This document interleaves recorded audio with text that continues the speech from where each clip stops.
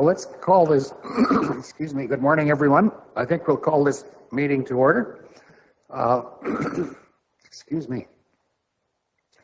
I don't think we have any exclusions from the meeting. I think there's some people maybe need to go by noon, but hopefully we can be done by then anyway. But I won't make that assumption. That's a dangerous thing to do maybe, but I'll look for a motion for the adoption of the minutes of the December 9th meeting. Amanda, thank you. All in favor of adopting the minutes of the December 9th meeting? Thank you. That's carried. I should have asked for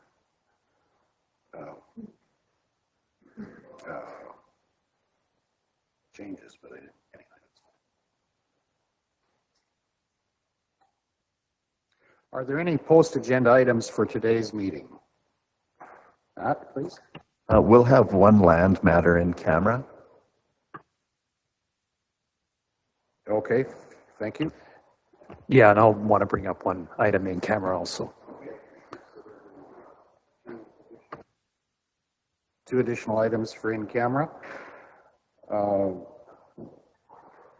With that, could I have a motion to accept or adopt the agenda for today's meeting? Councillor Kopp, thank you. All in favor of accepting today's agenda? That's carried, thank you. That brings us to question period or notices of motion. Are there any questions for council this morning?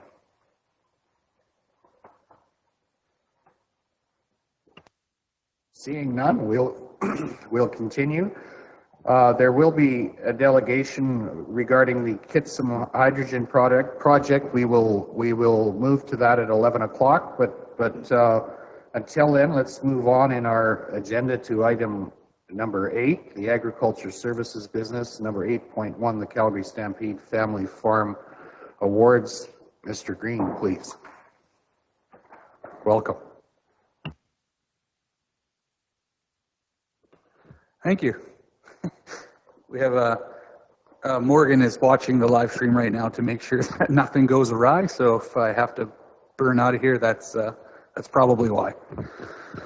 All right. So the Calgary Stampede Farm Family Awards. I think we have a very long tradition of nominating a deserving family from our county.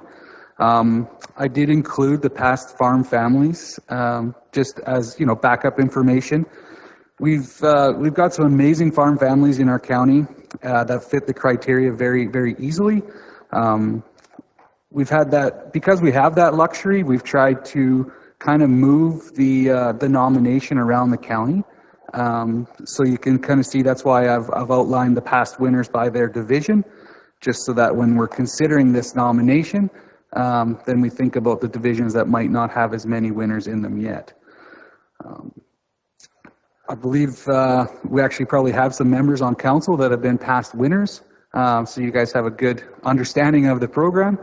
And yeah, so just kind of, I don't necessarily have a family to offer, but if you guys know some deserving families, I'm more than willing to make the contact and get it all set up.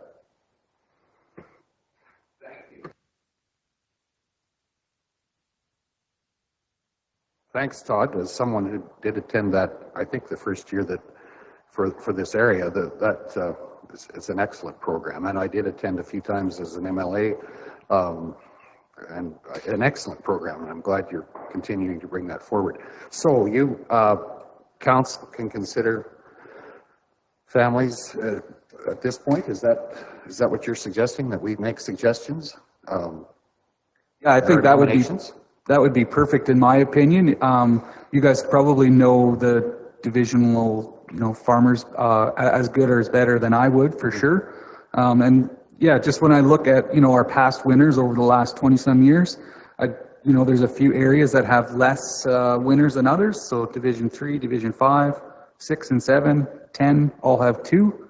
So if there's somebody within those divisions, it's certainly I would say worthwhile nominating. That doesn't have to happen at today's meeting, though, does it? Do we complete the nominations, or is that most timely from your perspective? I think I only have to have this to the the organizing committee by about middle of January. So if we wanted to bring this back to the first meeting in January, after we've had the holiday season, to kind of, you know, mull it over, think about it, for sure that's available. But if we want to nominate somebody now, I can contact them after Christmas as well. Sure. Okay, what's council's pleasure on that? Councillor Johnson, please. I've got a candidate that ticks just about all the boxes, and it's Russell Douglas up down the road from you. Division 9. Division 9. Great. Okay, that's 3 kids. They're the typical farm family doing a really nice job. intergenerational You don't get activity. third generation. Yeah. You don't get better. What's your pleasure for how do we deal with this? Are there other suggestions too? I think we're open to consideration at this point. Dan, please. There's actually a couple good candidates in Rolling Hills. Well, there's tons of good candidates, but I've got a couple in mind. I haven't contacted them to find out if they're interested in winning an award, but what's that? That would be my job. Right. Yeah. Okay, then we've got Tilna Farms, also ticks off all the boxes. And I got Lundquist Farms and Carl Comistic. All three of those guys are excellent community members, and they either one of those would be quite deserving for it. I got a little blurb written up if you want to hear it, or I can send it out to you on what each of those are like, because it's a little bit too much to read. But there's 3 options anyways from Rolling Hills Division 1, which also only has 2 winners previous.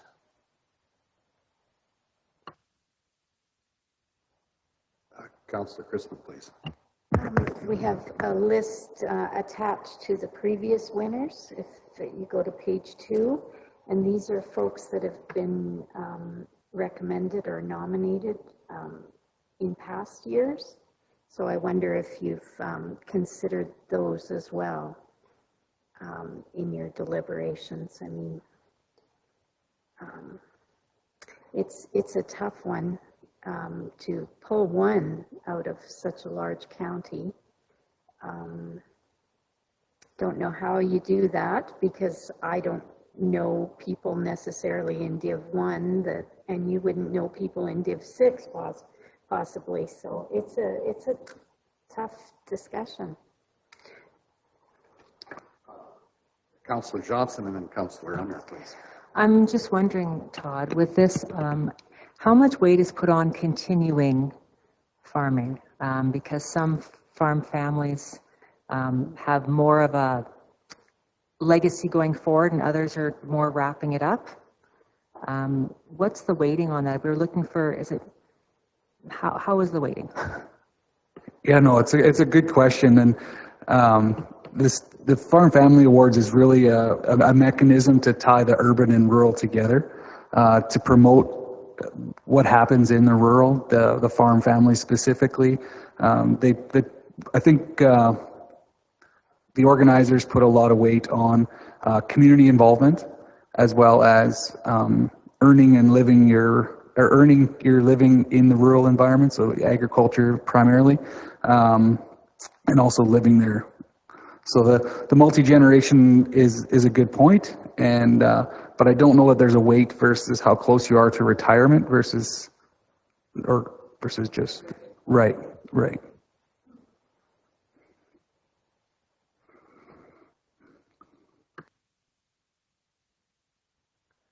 Okay, I haven't contemplated how we're going to decide this as a council, but I'm certainly open to direction from council. It will be our decision to figure out how we do this, and as is absolutely the case, there are many deserving families, but we'll have to decide on one. So, Councillor Unruh, I'm sorry. Yeah. Just a comment. I noticed that Division 6, which is the Bisano area, they only had 2 and the last one was in 2004, so it's been quite a long time. I don't know if that makes a difference. Just an observation here. Thank you.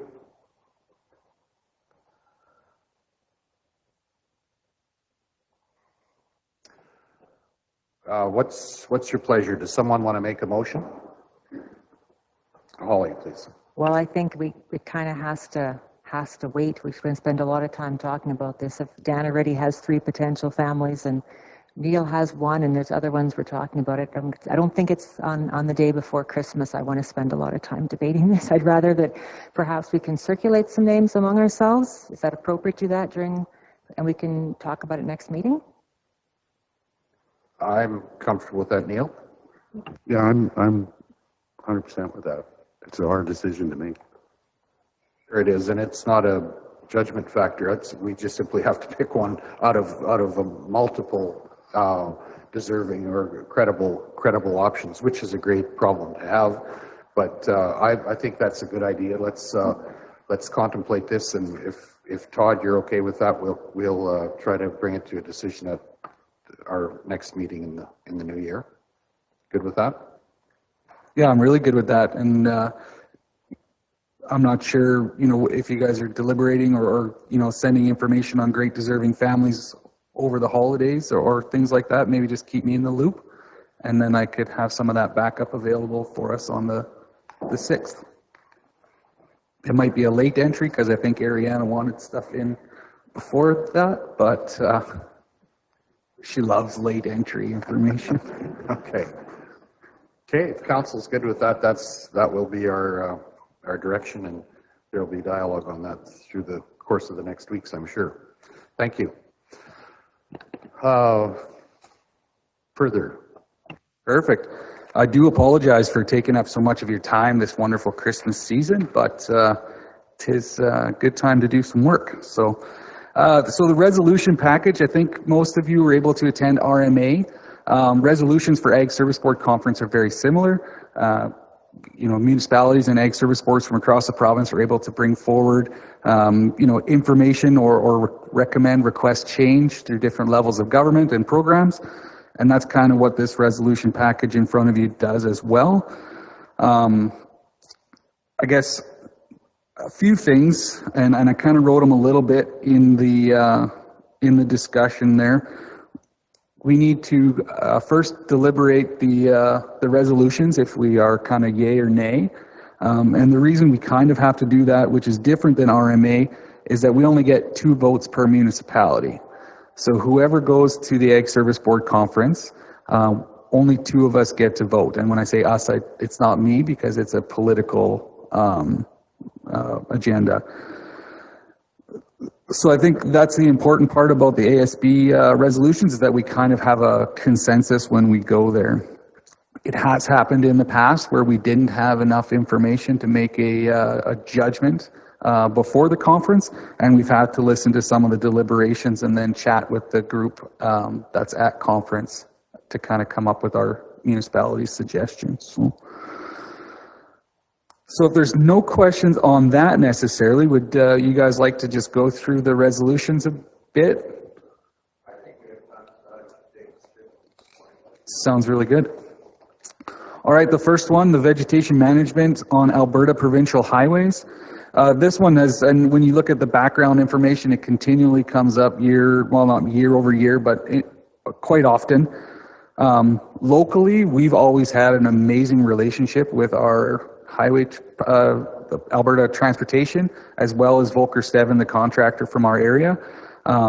We've been helping them under contract we've provided them under contract some weed control services, and it's worked really well. We kind of outline a program for the next season right when we're doing our budget, so we can make sure we have enough chemicals purchased and that kind of thing. And they've been always very supportive of our program, and we try to do our best work for them. So these ones are always kind of a little bit of a mystery to me, where that disconnect is between our municipality and other municipalities, just in working with transportation. Now, that being said, I don't know the economic pressures of different areas. typically we see these coming from the people that are along the number 2 highway. So maybe there's some different economics on the number 2 highway than there is on the, Highway 136 in our secondaries. But I don't believe this is a bad resolution. I think it's worded well. In terms of, I think, vegetation management on Alberta owned and managed transportation corridors is a great thing. We know that weeds spread via transportation corridors, whether they're vehicles, water, those are our vectors of moving weeds. So to enhance some weed control on those areas is not a bad thing in my opinion. Like I say, I just never understand why we have a good relationship and others don't necessarily have a good relationship. So if I was political in this arena, I would vote yes for this one. Any further discussion? Holly, please. Todd knows all about our fight with noxious weeds all the time, so I'm very much in favor of that as well, Todd. Kelly, please. Question, Todd. So we've talked about this before, Ag Service Board and the vetting of these resolutions. That hasn't been fixed up, obviously, because like you say, this is not representative of all areas or the entire province, probably. So. And I think that's probably pretty typical of most resolutions, is they're kind of regional specific, and then when they go to the provincial conference, they ask for our support in making those changes. But it's odd, it's not odd, but it's great that you bring it up, because the last resolution in our package is actually a resolution to improve that process. And this kind of came about a little bit from last year's resolution sessions. We've really had a struggle with staying on track with, following the procedures and just kind of being professional in the way we were doing our resolutions. And I think they've done a better job this year, but you're right. We see resolution after resolution after resolution of the same thing, and maybe that's something we should be vetting out.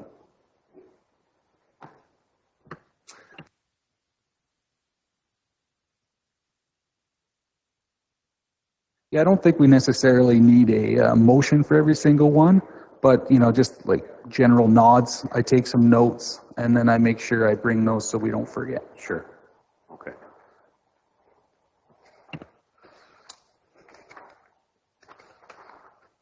Sorry, there was a lot of background information on that one. All right, so resolution number 2. Restoration of Alberta agriculture, forestry, and rural economic development regional networks of experts. This is it's actually a very well-written resolution, in my opinion.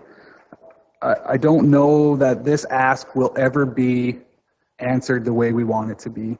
Asking Alberta agriculture to reinvest back into the technical expertise that we once had is almost a no-go, and it's a very simple answer for Alberta agriculture to respond to us, and they do it almost every single year. We just don't have the money to have those expertise in place anymore, and they've gone to a different process. So we used to have the Ag Info Center, and that Ag Info Center would have government technical experts at their ready to answer questions. We don't have that anymore. Now that Ag Info Center relies on industry, ag fieldmen, and paid experts to answer questions. We used to have research done by Alberta Agriculture, and that's very small now. So we've lost in those research technical experts were the guys that we had to answer the questions. We don't have that anymore. And that's, I believe, from my understanding of all the other times we've read this resolution, it's just there's no money to have all those people anymore, and they had to go in a different direction. And I assume that's what this resolution response will be too. But I love the idea. Guys like myself across the province, ag fieldmen, we're generalists. We have to know a little bit about a lot of things, and we rely on technical experts for the things we don't know.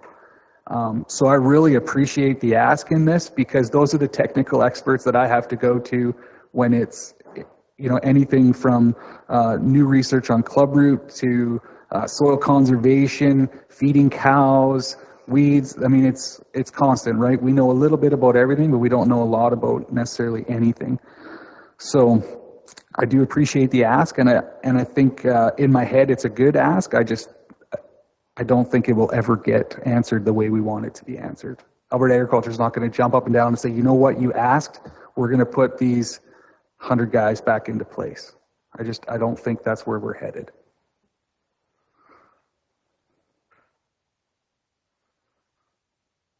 If there are no further comments, I would agree with your assessment of that, Todd, and we can carry on, eh? Yeah.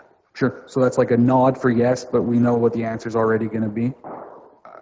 I think That's what I'm kind of hearing. I don't think we should, spend too much energy on that, because there's probably there's a different approach that's being taken, and there probably are some other things like research that's maybe more important than extension, really, at this point, maybe. Yeah.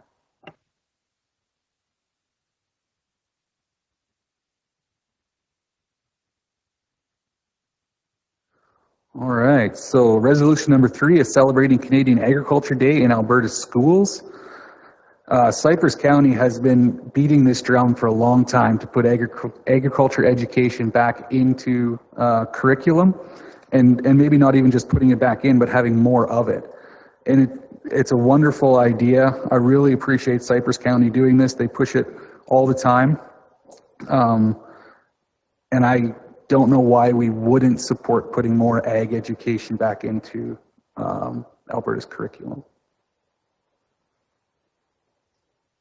That's just me, but I've seen some nods. Yes. All right. So you guys are making this too easy. We don't even.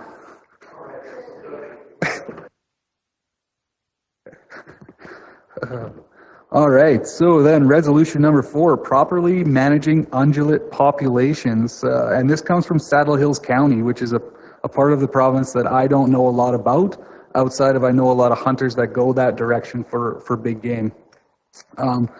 So, you know, if that's any indication of the population of animals, I guess people are driving a long ways to hunt them. So this is, I think, a good resolution as well. It's asking for something that seems like it should be done. I think taking wildlife surveys and managing that wildlife based on those surveys is a reasonable approach to managing populations. And I think it's been a long time since Alberta Environment Parks has done those surveys, so we might be utilizing outdated data to make decisions now. And I think it's reasonable to make that ask. I don't know how everybody else feels about it. I mean, locally we deal with the CWD, the chronic wasting disease in our deer population. And I haven't researched to know how often they do those population surveys. But I know they do allow more tags when we have these high disease pressures, right? So they must be doing some surveys down here that they're not doing maybe in the north. Greg, please. What's our elk situation like in southern Alberta? Like around the Suffield and that area? Yeah, it's a good question. There was obviously a huge population in Suffield. There was for years before it kind of started to be managed a little bit. I have not heard lately what it's like. I know there's still a fair amount on there. On the Suffield Army Base. There's also quite a few that have been dispersed and now kind of live out on the prairies again. Specific to Division 9, I think one hunter told me there was 80 in one herd with other herds kind of around there. So that's a lot. And then I know in Division 2, there's also some that kind of live kind of in that east of 876 country. And I didn't hear that number last year. I think it was like 26. Somebody told me that there was in the herd. But so they've been kind of displaced. So back on the landscape a little bit for sure. Would this resolution be part of that? I mean, it would involve this resolution also just to manage and control those numbers also, correct? Yeah, it's not specific to one part of the province or another. So yeah, you know, if we were to request, you know, population information, you would think that would be province-wide. I would agree that that's always a timely consideration, because you're right, there has been a fairly significant population in the last year or two in Division 9 back and forth across the river, but I know where they spend the winter. So, Holly, please. Just going to share some of the problems that we've seen or people we know have seen, not being able to breed their heifers because the elk decide they're going to protect that herd and won't let the bulls get at the heifers. But fences being destroyed, elk can do a lot of damage, eating the feed. They're not just nice big animals. If you're a rancher, they do cause us grief.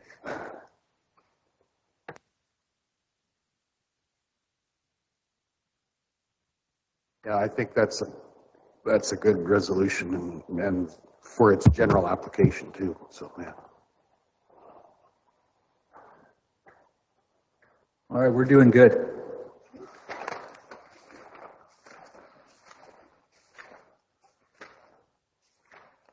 Loving the background information on all these resolutions. If you guys were part of these resolutions in the past, or one of the problems was the background information was not necessarily lacking, but just if you're not part of, or if you haven't already experienced that problem in your area, you don't know exactly what the person's talking about. But I mean, the background information that we're getting on some of these, you really understand what some of the, why it's coming up.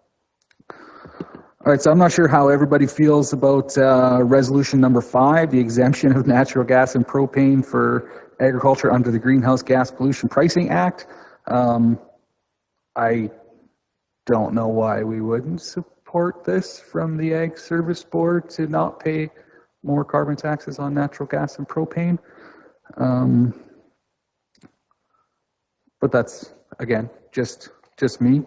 I think it's been discussed in the past and kind of mulled around, and nobody likes to pay tax. Any comments from councillors? Turn your mic on, Neil. It's probably one of those resolutions that you know is going nowhere anyway, but you have to support it, I think. I think that's one of the great parts about the resolution process. And we actually sat in a, what the heck did they call it, an Ag Service Board town hall last week. And one of the executives from the Alberta Agriculture and Forestry was talking to us, and he actually said that they really appreciated the resolution process because these are resolutions that are supported by the entirety of municipalities through the province. So it really gives them a gauge for, you know, the pressures in one area or the pinch points in one area or the other that they kind of have to work towards. So even if, to us, I mean, it sounds like a no-brainer. Yeah, we don't want our, you know, farmers having to pay undue taxes for natural gas and propane. They actually appreciate those things because it kind of steers them a little bit, which I thought was neat because I kind of thought they really just went nowhere, but it sounds like they're actually appreciated. I believe that's true, actually, and I think just a question with regard to procedure. Are the resolutions that are now being presented, that's the entirety of the resolutions, or is there opportunity to raise more resolutions up to and prior to the annual meeting? There is, yeah, emergent resolutions, they call them. We're allowed to bring them forward. Okay. They would have to go to the Provincial Ag Service Board Committee. We have to explain to them why we feel that it's an emergent issue that needs to be talked about at this year's conference versus, you know, putting it off and discussing at the next year's conference. And then we, like little things like we have to bring copies for everybody or whatever, but those are pretty basic. But yeah, the emergent resolution process is there. We just have to make sure the provincial committee agrees. And I think in the context, thank you, Todd, in the context of what you said, I would encourage council to think about that prior to, I guess even for today's meeting, are there, and I have a suggestion for one, but we can deal with that at the end of your presentation. But but my sense was too, observing the RMA process, that's a significant opportunity for us to have influence on Alberta government policy, potentially supported by rural municipalities across the province. That's a significant thing. There aren't many organizations that still have a structure as complex or as complete as RMA from my observation. So I appreciate your comments in that direction.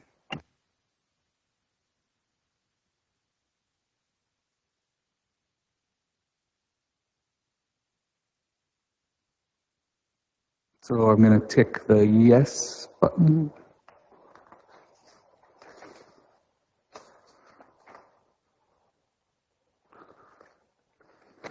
All right, we are very agreeable today. I'm loving it. All right, and the last one we spoke a little bit about, resolution number 6 is just the amendment to ASB Conference Resolution Rules of Procedure. And again, in the past, it's great to see political debate, and it's great to get some laughs. And I think at the conference, you might see, sometimes we make the comments that we're not necessarily supposed to in a political forum, and there was, just a lot of back and forth, not understanding how to make amendments to a resolution and those kinds of things. So I think what Mountain View is just asking here is just that we take a step back and we allow the Provincial Ag Service Board Committee to do a little bit of the groundwork first, to make sure we're not spending undue time, to make sure we're not, adjusting the therefore be it resolved in a group of 500 people. Instead, 10 people can deliberate this with the municipality that brought it forward and say, look, is this what you're asking for, or is this what you're asking for? Instead of having to do that in the full forum. So I think Mountain View's got a great idea, and it makes a lot of sense, again, in my opinion. Dan, please. I think we saw an excellent example of what can go somewhat wrong at RMA when we amended the motion. I estimated it was going to take 5 times, but I think it only took 4. And it was, way better to be done with a 10 board member ahead of time. So, I'd say that sounds like a great idea. And just for clarity, I don't think it's the people that write it's fault that it comes out that way. We just know what we're saying in our head when we write things down, but they don't always come out, or when somebody's reading it the same as what we wrote from our head, right? So it's just making sure that the ask is what we're actually asking for, I think is important. Right. The resolution, the amendment process is a good one to hone in on maybe a broader set of issues, but I think clarity ahead of time is a good thing. So that basically covers the resolutions that have been presented ahead of time, eh? Does council have any other suggestions? And maybe Todd, just review the process that would be if we have a resolution potentially, maybe not worded today, but does that need to go forward today already probably, so that some background work could be done on something if we have one? Yeah, I think if we had one, we should certainly start working on it in the near future, and maybe over the holidays even would be appropriate. Start pulling in some of the the why we have an issue, the whereas statements, the what our ask is, and then getting some of that background information. If we had those kinds of things, then we could ship it off to the provincial committee and make sure they understand why it's emergent, and then go from there. Anyone have some suggestions? I have one, but I certainly want to be open to other people's as well, or ahead of time, really. If not seeing a bunch of mics on, I will articulate to some extent what I'm thinking. I'm thinking of a motion to encourage resolving interprovincial trade barriers that have a detrimental effect on economic development within the counties, and I'm thinking particularly of provincially inspected meat plants that cannot ship product outside of the province. there's some logic to the system that's in place, but I think it's probably timely to revisit some of that, and I don't think it's just limited to the beef industry or the meat industry, but it may be most prevalent there because of the inspections that happen.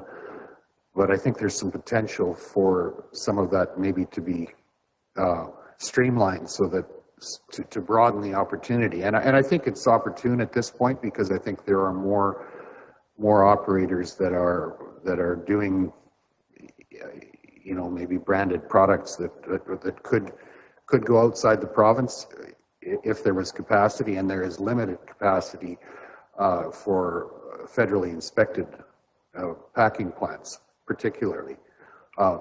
So I don't have the answer to what that should look like, and I also think we need to take a look at how broad that is, because in general terms, it's a matter of streamlining and resolving interprovincial trade barriers. And I think the impact to Alberta's GDP is significant. But that's all work that could be done as background to support what we're talking about. I know the Canadian Cattlemen's Association is discussing this issue with the Alberta government, or intends to in the new year. So that's also a connection that could be made.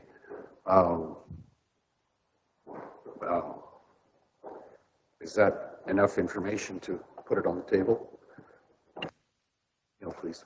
Yeah, I would support that wholeheartedly. But I think there's a lot of federal government involved in the trade barriers too. You got CFIA. Absolutely. I mean, it's a big resolution. Yeah. But it's a good one.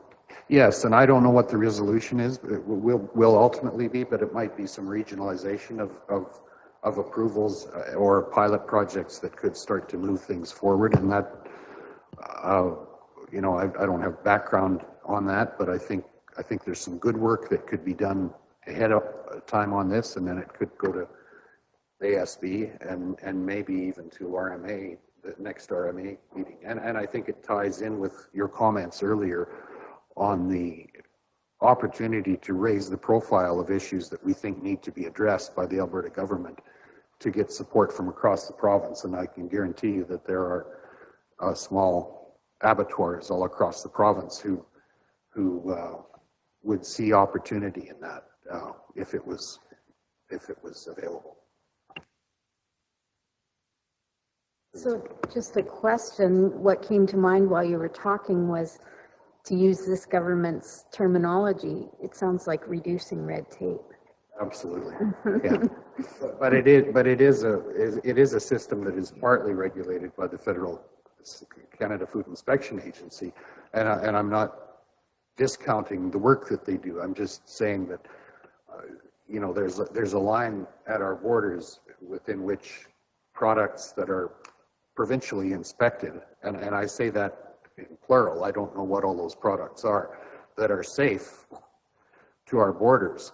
And you know, there maybe the wine industry is another example of one that maybe for other reasons, but there are restrictions placed on crossing provincial boundaries that really need to be resolved, I think. And they will have significant potential impacts on the economies of local communities. Greg, and then somebody here. I have a general question or comment. So if we were to cut out the red tape as far as provincially, does this open it up for more federal regulation, which we do want to avoid at all costs? I'm just worried that if we don't have the provincial regulations in place, that the federal government will then say, okay, we need to take care of this. And is it something that each province can work with the other provinces, keep the federal government right out of it, and work with the other provinces individually, and create or loosen up those barriers interprovincially between the provinces, and leave the federally right out of it? Is that something that can be worded in there, or I'm just worried that if we were to reduce our provincial regulations, between provinces, that the federal government will come in and add them on and mess things up. Yeah, I think in the meat industry, some of that already happens. And I'm not sure that we're talking necessarily about reducing provincial inspection or anything like that. I think we're just suggesting that it becomes more effective. In other words, that provinces respect or recognize each other's inspection systems. And part of the issue on that is blending or bringing together the provincial standards. And as I said, it may be a regional thing to begin with. It might not go all the way across Canada, say for the meat industry or for lentils or whatever. And I think some work needs to be done to identify how broad the problem is. I know that it's an issue in the meat industry, and I know probably in the wine industry. And maybe, I think, Matt, you had some suggestions about even local businesses that we could talk to in regard to that around liquor sales, maybe. But I don't think it's a matter of reducing regulation. I think it's a matter of recognizing regulations from province to province and food safety standards that are in place. Like if the food safety, and it's in place for Alberta, why doesn't it work across the border? If it's just a trade barrier, that needs to go. Yeah, I think this issue of interprovincial trade barriers is actually a really big one. You know, a lot of times we spend a lot of time recreating the wheel between provinces. So, you know, when we talk about safety standards, professional designations, recognizing certifications, you know, it goes beyond just the ag sector. So I think, you know, this is a great resolution for ASB in terms of the beef industry and any related ag product that faces barriers moving between provinces. Like it's Canada. If it's good enough for Albertans, it should be good enough for folks in BC. And our producers and sellers should not have to learn several sets of different rules and jump through those different hoops. There needs to be either a recognition that the standards are sufficient, or there needs to be alignment of those. And I think that's where council can kind of put the pressure on the province to have those conversations and get the rules aligned. I would suggest, you know, this is probably a significant enough issue that we probably want to make sure we get our homework done. I wouldn't suggest that you bring it up as an emergent resolution. I think it probably should go through, and Todd can speak to this better than me. I think typically the process is we'd submit an ASB resolution to our regional group, and then from the regional it goes to the provincial. Do I have that right? You do have that right. I mean, just for clarity though, it would be a whole year because our regional conferences are in October, and then they bring them up provincially in January. But I think I was kind of, when I was listening to the conversation, I don't know that we would be able to do a good enough job getting the background information and up for this Ag Service Board conference. But I think I understand you guys have an RMA conference in March, right? Or April? And I'm kind of thinking, because this might go beyond meat and you know, the wine was another one that was brought up, which are great products, and of course we want to sell them to Saskatchewanians and BCians and whatever they're called. But it might go beyond that when we start doing our real digging. So maybe the Ag Service Board it might be a great avenue, but maybe RMA, just so that we can do it properly and deliberate it properly. Yeah, I'd agree with you in the context of what, excuse me, Matt said and the tight time frame. It doesn't have to go to this ASB, but I think we should get it ready for the RMA, because it's not just an agriculture issue, it's an economic value-adding opportunity. And that speaks to, I think, our goals around economic development and that kind of thing too. Neil? Yeah, you're right, Todd. I think we need more information. We got to know what the regs actually are, what products they involve, before we make a resolution of that size. And there would be a lot of digging for you. And I'm fine with digging.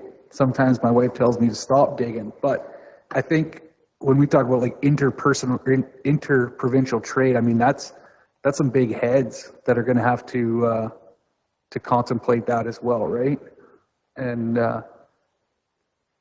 there are industry associations that I think we want to make sure we're aligned with in terms of beef, the Canadian and Alberta Beef Producers and the Canadian Cattlemen's Association for sure, and in other commodities, the same kind of thing. So I think working towards the RMA March meeting is a more reasonable and timely approach. And, you know, I mean, if the issue is coming forward, it can still be discussed informally at ASB with other regions. But I think that's good advice. Greg? And it does expand across many industries. You know, I'm experienced in the insurance industry. That's a huge one interprovincially. Our regulations in Alberta are, it's red tape to be able to sell in our other provinces, even our neighboring provinces. But I'm thinking about the vet issue. I don't know if there's regulations between provinces as far as vets go, things like that we're having problems with. And if vets can travel from one province to the other easily with the education they have, I think those type of issues should be brought up. So I think it is an RMA issue, for sure. Yeah. Lynette, please. I think we can also look at this as being an EMS issue as well, because that does not go across provinces either. And I think a review of RMA stance or policy on this issue and history of the issue, but I think there's an opportunity here to raise the profile on this again, and we can get that together. So I guess I'd ask council to consider making a motion directing staff to research the impact of interprovincial trade barriers. I think we've had 3 really good ones that have been highlighted today, and then we'd bring back a report for late. I'm even thinking, we've got a lot going on January, February with a number of things. You might be looking at fall convention as a reasonable time frame, especially if we're going to be reaching out to industry associations and really trying to get our ducks in a row on this one.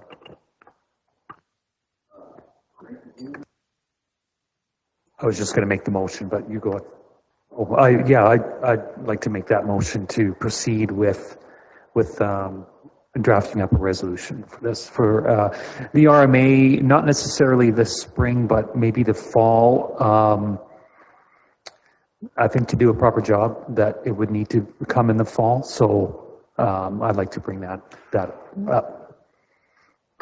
I wouldn't necessarily. I thank you for the resolution. I'm not sure about upfront delaying it. I mean, it may get delayed by the circumstances that we run into, but I would still like to strike while the iron's hot, and maybe the iron's hot right now. We'll see. But Kelly, please.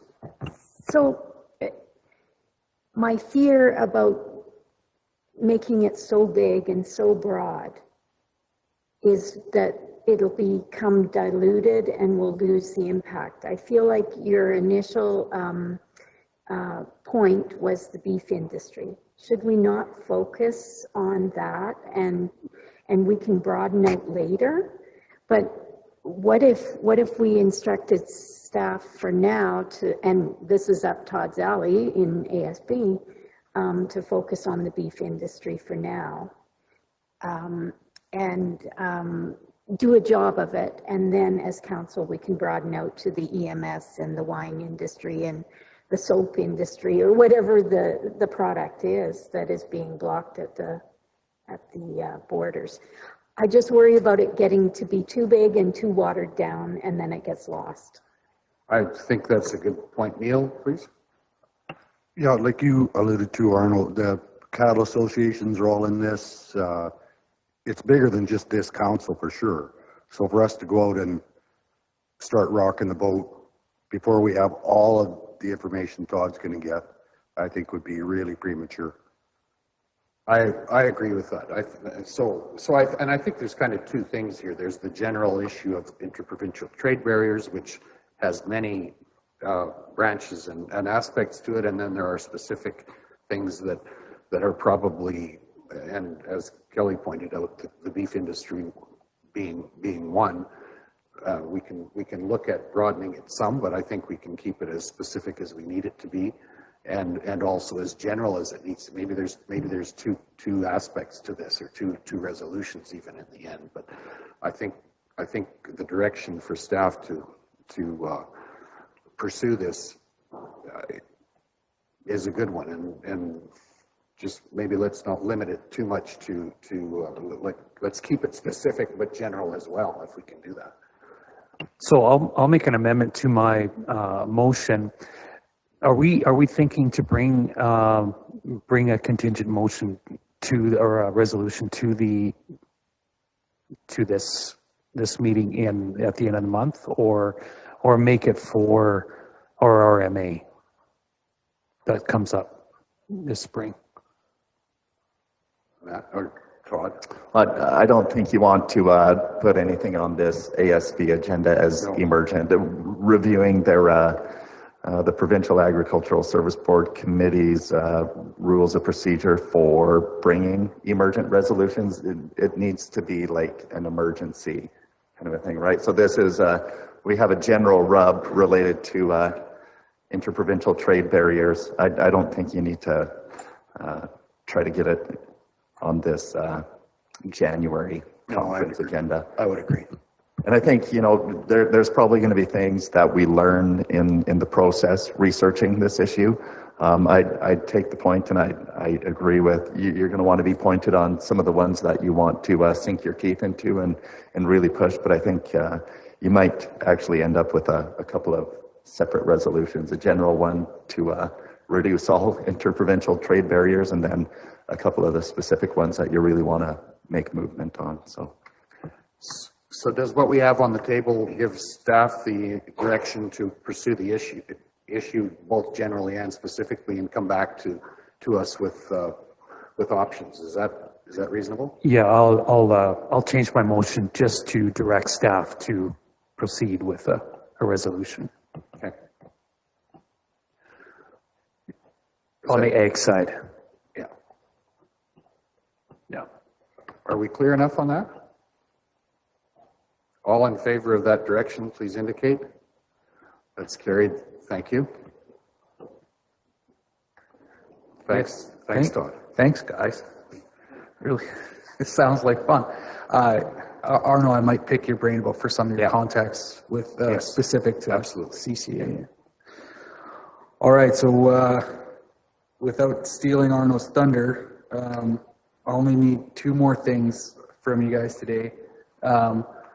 Who wants to be, we need a motion for the voters at the conference, and I need to know who wants to go to the conference so that I can register us and make sure that there's accommodations when we're there.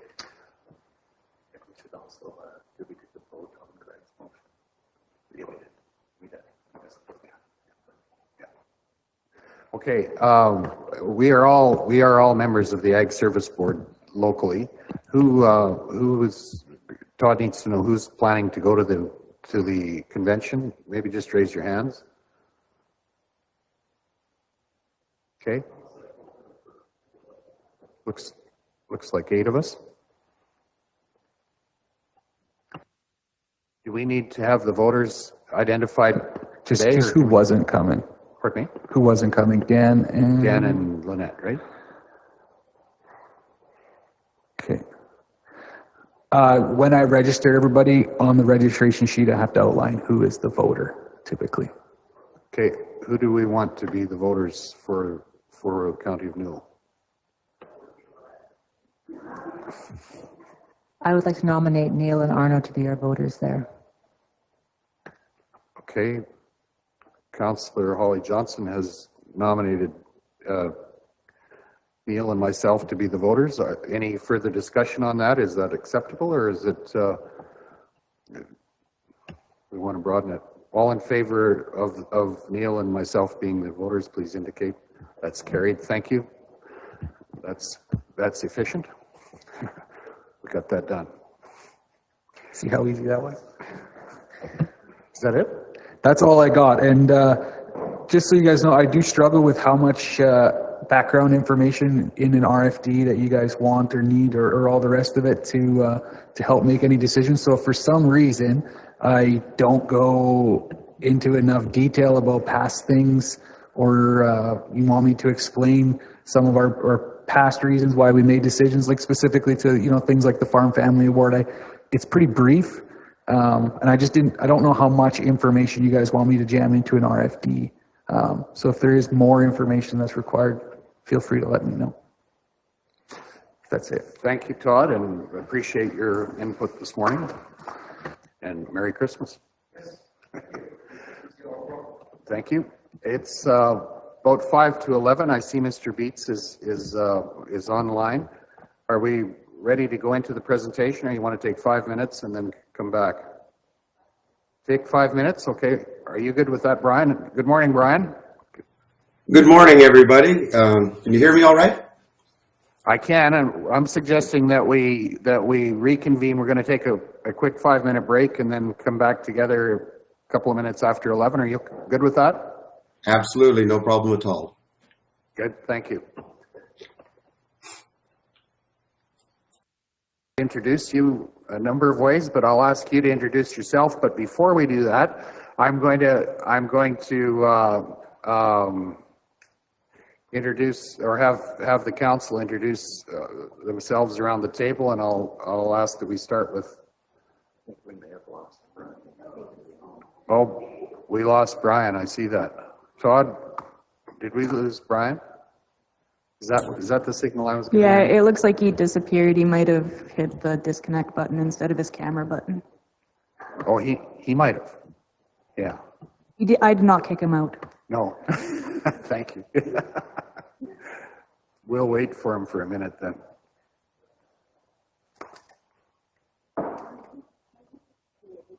Yes. Yes.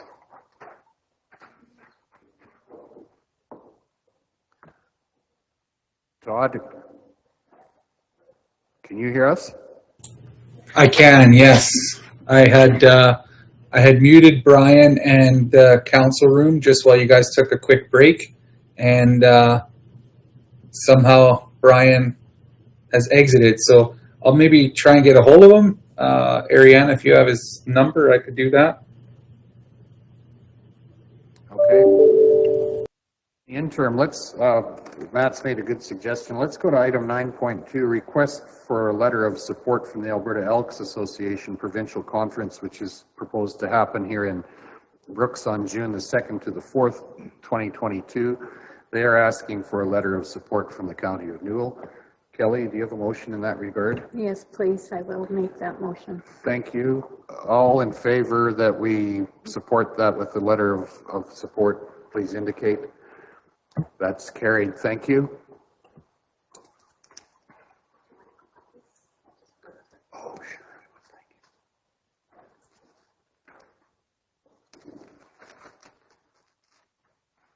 Is there anything else that's...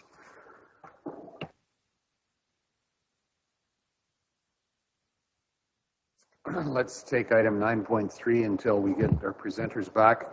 That's the Foothills Little Bowl Municipal Association meeting. That's happening January 21st. Are there issues that we want to raise there, presentations we want to make?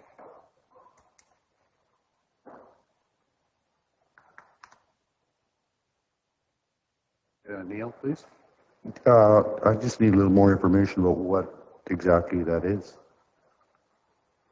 Matt, would you give us the background? I could give us the Coles notes, but it might be wrong.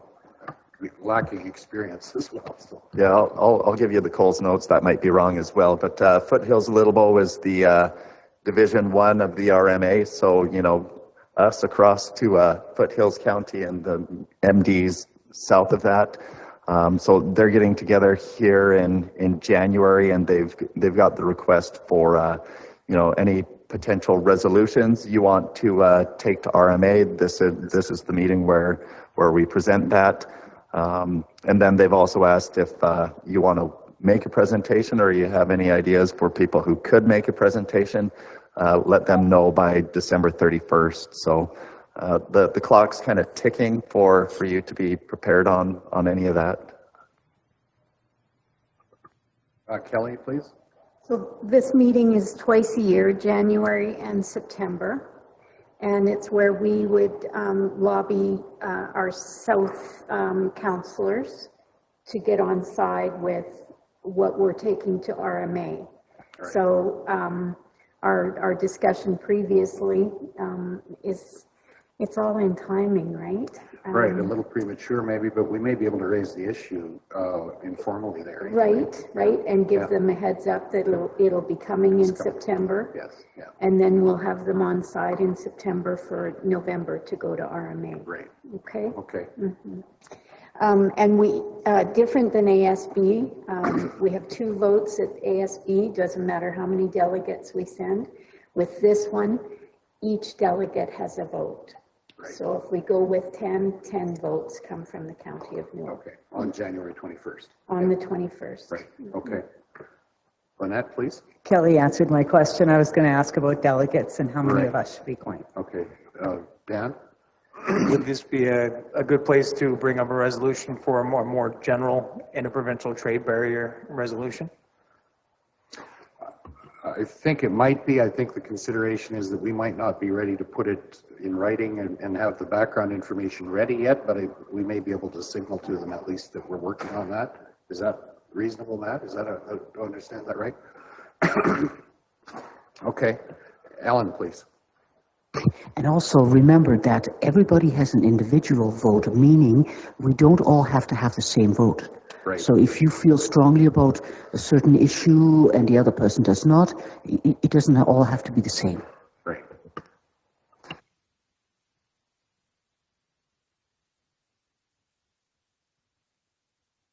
Thank you. My mic was off. That's primarily for information, but we will go back to our agenda item. Brian, it's good to see you back on. We lost you there for a few minutes. Welcome to our meeting. What I will do is have council introduce themselves, and then I'll come back and introduce you, and you can further introduce yourself too. Neil, would you start with introduction, please? I'm Neil Johnson, Division 10 Councillor. Good morning, Amanda Philpott, Division 8 Duchess. Good morning, I'm Ellen Undra, and I represent the area around Division 7, which is around the village of Rosemary. Hi, good morning. Greg Screever, representing Division 5, Lake Mill Resort and Castles. Good morning, I'm Kelly Chrisman. I'm from the west side of the county, Division 6. Good morning, Arno Dirksen, Division 9, the area in the gym area. Welcome, Brian and Greg. Matt Fensky, County Administrator. Good morning, Holly Johnson, Division 4, Scandia, Rainier, and Bow City. Good morning, Adina Scandrip, Division 2, Tilly area.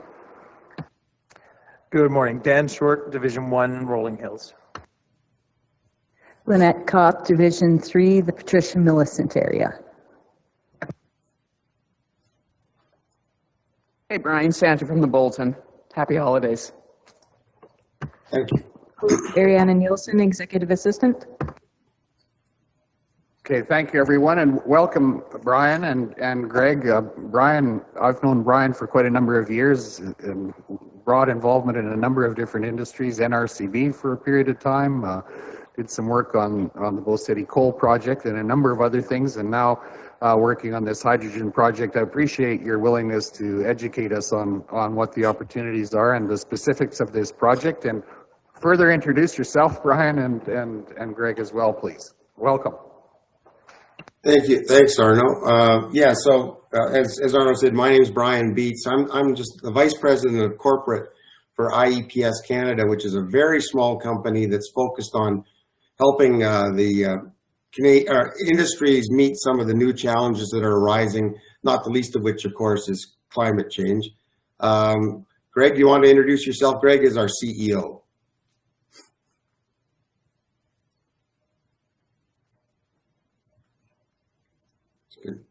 It's gonna have to find the buttons.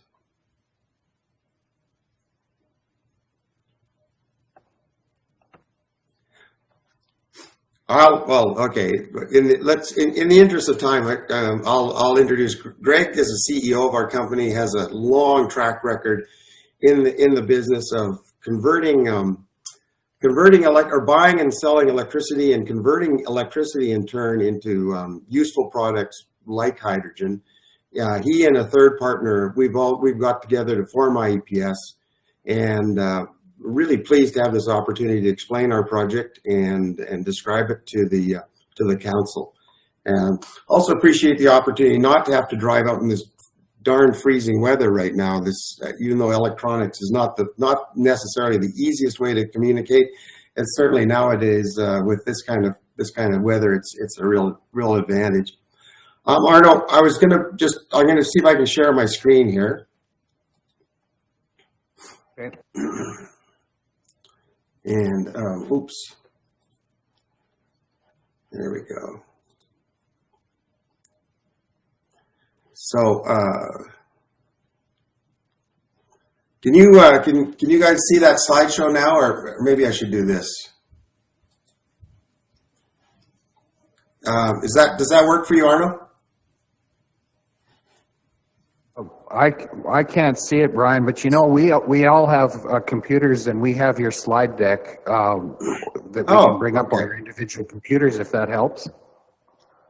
That might be, yeah, it's showing that I'm sharing my screen here with you guys, but it may not be. I should have practiced this. I thought it was all working very well, but apparently not here. Let's try this again. Oh, how's that? There you go. Now we've got you. There we go. Okay, good, and I can see it on the. Good. Okay, so we made this presentation basically a year ago to the council, and it's an opportunity now to bring the council up to bring everybody up to speed on what we're trying to do here. Here we go. So I'm now finally figuring out technology here. So our objectives are really simple today. We'd like to update the newly elected council members, and as Arno said, maybe respond to some questions you might have with respect to not only the project, but the future role of hydrogen in Newell County. And we know that you've heard the word hydrogen is being bounced around all over the place. And for some, it's a silver bullet. For others, it's just a confusing set of colors. So, and Arno, I'd encourage people, if they want to just jump in at any place and ask a question, please do. And so the Kitsim Hydrogen Project is going to be Alberta's really first, what they call green hydrogen project. And we'll get into the colors a little bit more and a little bit later. But so why green hydrogen? And it's been interesting. A lot of industries have been working very, very hard and have had a lot of success at reducing their greenhouse gas emissions, mostly carbon dioxide. They've increased their efficiencies. They've done a whole range of things. And so their carbon footprint is definitely shrinking in Alberta, and we're doing a good job. Could we do better? Of course we could, but it's overall things are going in the right direction. The difficulty that these companies are now facing is that investors are actually, excuse me, looking for more than that. What they're looking for is evidence that they've actually, what they call decarbonized their operations, which is to actually move away from using hydrocarbons, natural gas, oil, to some other alternative form of energy. And for a lot of Alberta industries, especially when you're in the business of selling oil and gas, that's not an easy step to take. Well, so, but in fact, I think many of you might be aware that just recently the Alberta government, excuse my apologies, I got a bad cold as well. Fairly recently, the Alberta government issued this hydrogen roadmap, and hydrogen is already an essential feedstock for a lot of things in Alberta. As the slide says, we're actually make about 2.4 million tons of hydrogen every year. It's a feedstock for fertilizers. It's a feedstock for the methanol industry, petrochemical industry, and the refining industry. But interestingly, almost all of that hydrogen is actually generated from natural gas.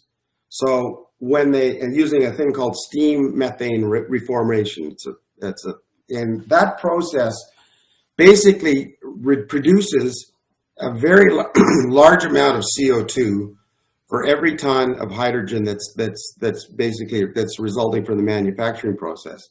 So if we can replace even a portion of that hydrogen that's produced from natural gas with something else, then we have an opportunity to have a really significant reduction in carbon emissions.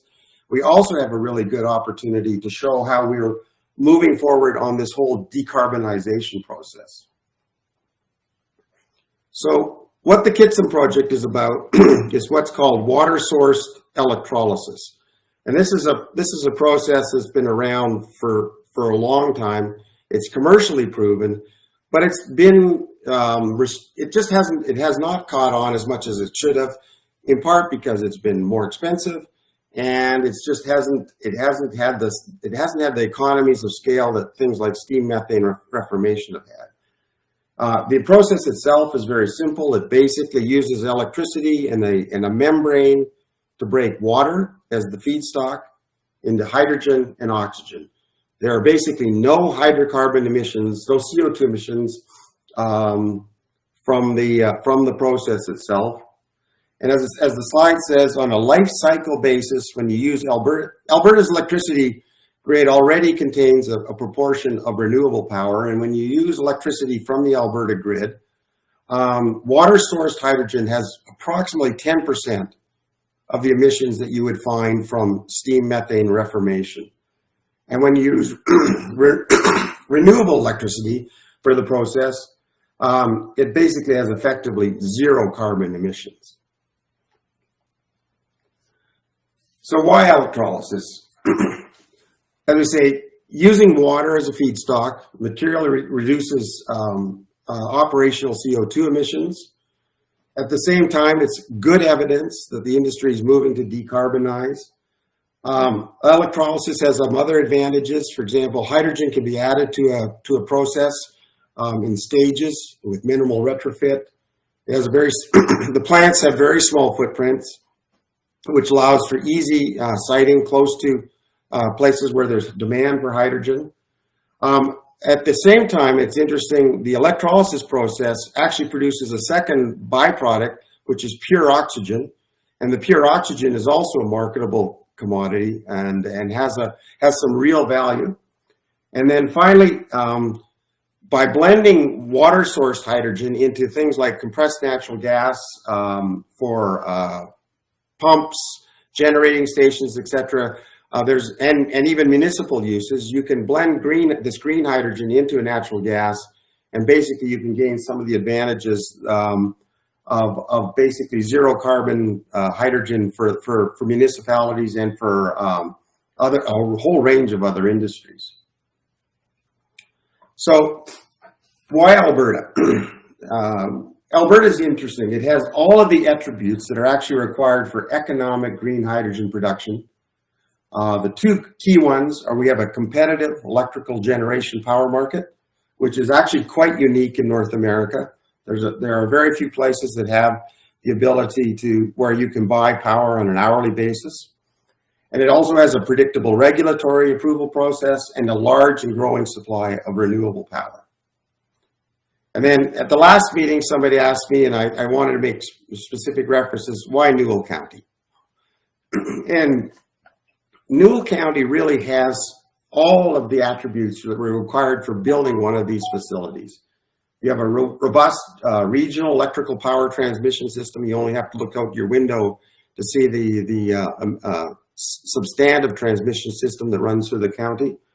You have a growing industrial base, not so much in Newell right now, but you're immediately proximal to both the industrial base in Medicine Hat, industrial base in Carsland, and we're hoping that once green hydrogen gets kicked off within Newell County, some of those industries will actually migrate to the source of the hydrogen. There's strong local support for new industry. Newell is incredibly, it has a strong entrepreneurship background, and it's you know, it has support for industry, and you have a very technically sophisticated workforce. And then finally, you've got an extensive regional gas pipeline system, high quality roads and rail systems, all of those things that would be necessary for a successful green hydrogen project. So let me just segue then to the project itself. We're building the Kitsim project in phases, and our first phase will be a small site, about 3 to 5 acres, that we're planning to locate just southwest of Brooks. The water supply will be from the Bow River under a 2004 water license from Alberta Environment. Power supply will be from the Alberta grid, both renewable and non-renewable power on the grid, supplemented with what they call power purchase agreements with Alberta wind or renewable producers. And the potential initial markets we see for the green hydrogen are particularly the Southern Alberta ammonia fertilizer plants, the Nutrient plant at Carsland, the CF Industries plant at Medicine Hat. The Methanex as a methanol plant also has a high demand for hydrogen. And then we also see this, as we mentioned before, fuel blending for industrial and municipal customers as our target markets. The actual project, as I said, is phased. Phase 1, we're hoping to be in service by 2024. The annual hydrogen project will be about 2,100 tons of hydrogen, 16,000 tons, of oxygen. Our power demand is about 20 megawatts, so that's enough that we can't really rely on the local distribution system. We'll need an interconnection with the transmission system. Our water demand is about 30,000 meters cubed, or about 24 acre feet. And I'll circle back on water demand in a second. And then hydrogen transport, we expect for the first phase will almost undoubtedly be by truck. There's ultimately a pipeline would be great, but it's just not economic at this point.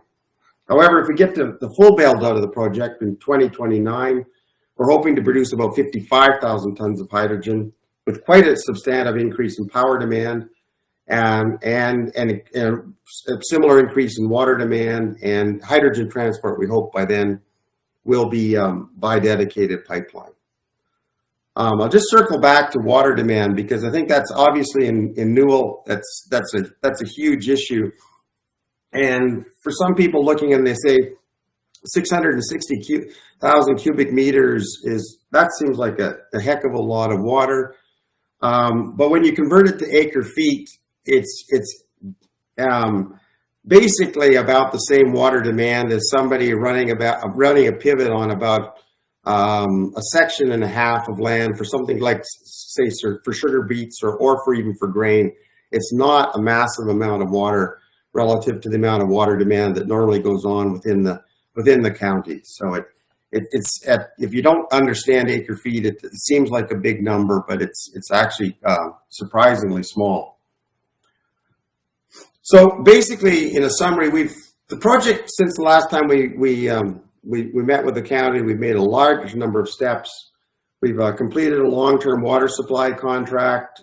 We've been engaged with a lot of our key stakeholders, including the city of Brooks, the city of Medicine Hat, the Siksika, you kind of name it. We've tried to talk to everybody. We've identified our electrical power requirements. We've gone into, just recently, we've just signed a partnership agreement with a major engineering company, which is a big step for us. And that helps strengthen our proposal significantly. We've identified our equipment. We're in discussions with an equipment provider, and we've retained financial advisors, done the economic modeling. So really, for us, the next key step is finding the right customer. So that's where all of our attention is focused, and that'll be the key thing for us. And to be frank, any place that the County of Newell can help us in encouraging somebody to step forward and purchasing green hydrogen, it would be much appreciated. So, Arno, I'm gonna stop there and turn it back over to your people and any questions they might have. Thank you, Brian. Are there questions from council? Holly, go ahead, please. Hi, could you tell me what liquid organic carrier transport is? I didn't understand that terminology. Oh, okay. And Greg will jump in here at some point and tell me I'm wrong, because that's what he does a lot. What that is it's a fairly new technology. It's being used in Europe. Basically, the hydrogen that you produce is absorbed into an amine. Basically, you can absorb a huge amount of hydrogen into this amine. It's now in a liquid form. It's an energy dependent process. At one end, you use energy to put the hydrogen into the amine. At the other end, you give off energy when you remove the hydrogen from the amine.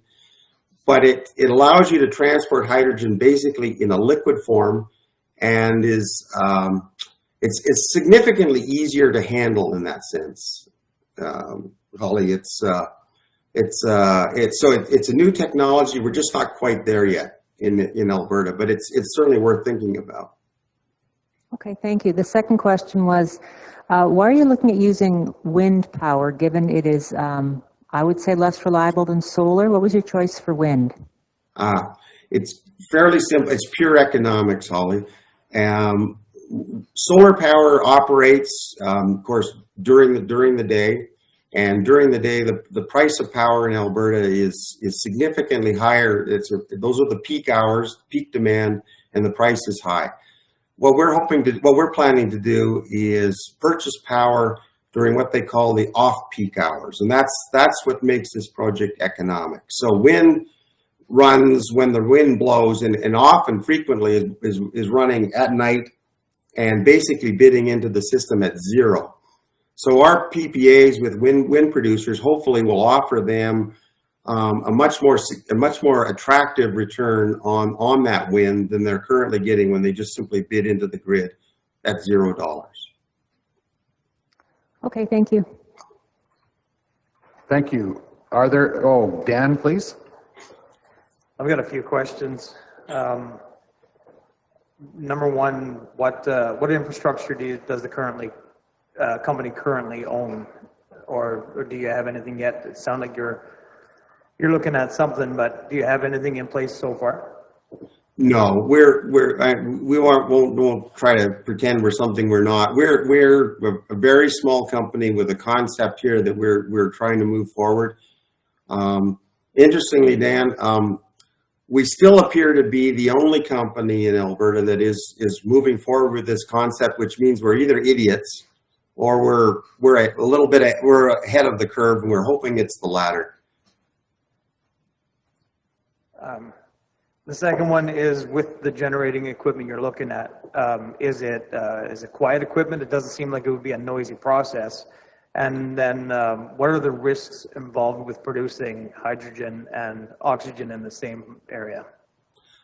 Yeah. Okay. So to the first question, no. It's from a regulatory perspective and a siting perspective, it's extremely easy, and the basic inputs are electrical power and water. The outputs are hydrogen and oxygen. There are no other sources of emission, and there are no solid wastes. The only other waste material you might have is from processing the water to remove solids, and even that we plan to do in containerized units, so that the residual solids we'll just haul off site and dispose of in the appropriate landfill. So from that perspective, it just basically there's no noise, there's no lights. You'd probably have 4 to 5 trucks running into the plant a day, and basically offloading or loading hydrogen and then moving to market. In terms of safety, there's no doubt that hydrogen is exactly like any other propane, gasoline. They all have their own characteristics in terms of what you need to do to handle them safely. They're not particularly different. It's just a case of putting in the right protocols to handle the hydrogen on a daily basis. The reality is all of these facilities that I mentioned, these big fertilizer facilities, the big refineries, are producing and handling large amounts of hydrogen on a daily basis without incident. So we're quite comfortable that can be done as well. So it's just a case of applying the right technologies and the right approach to safety. Okay. Another one where the containment requirements for shipping and delivery of the hydrogen, is it a high pressure, or is there any other concerns with the shipping of hydrogen? This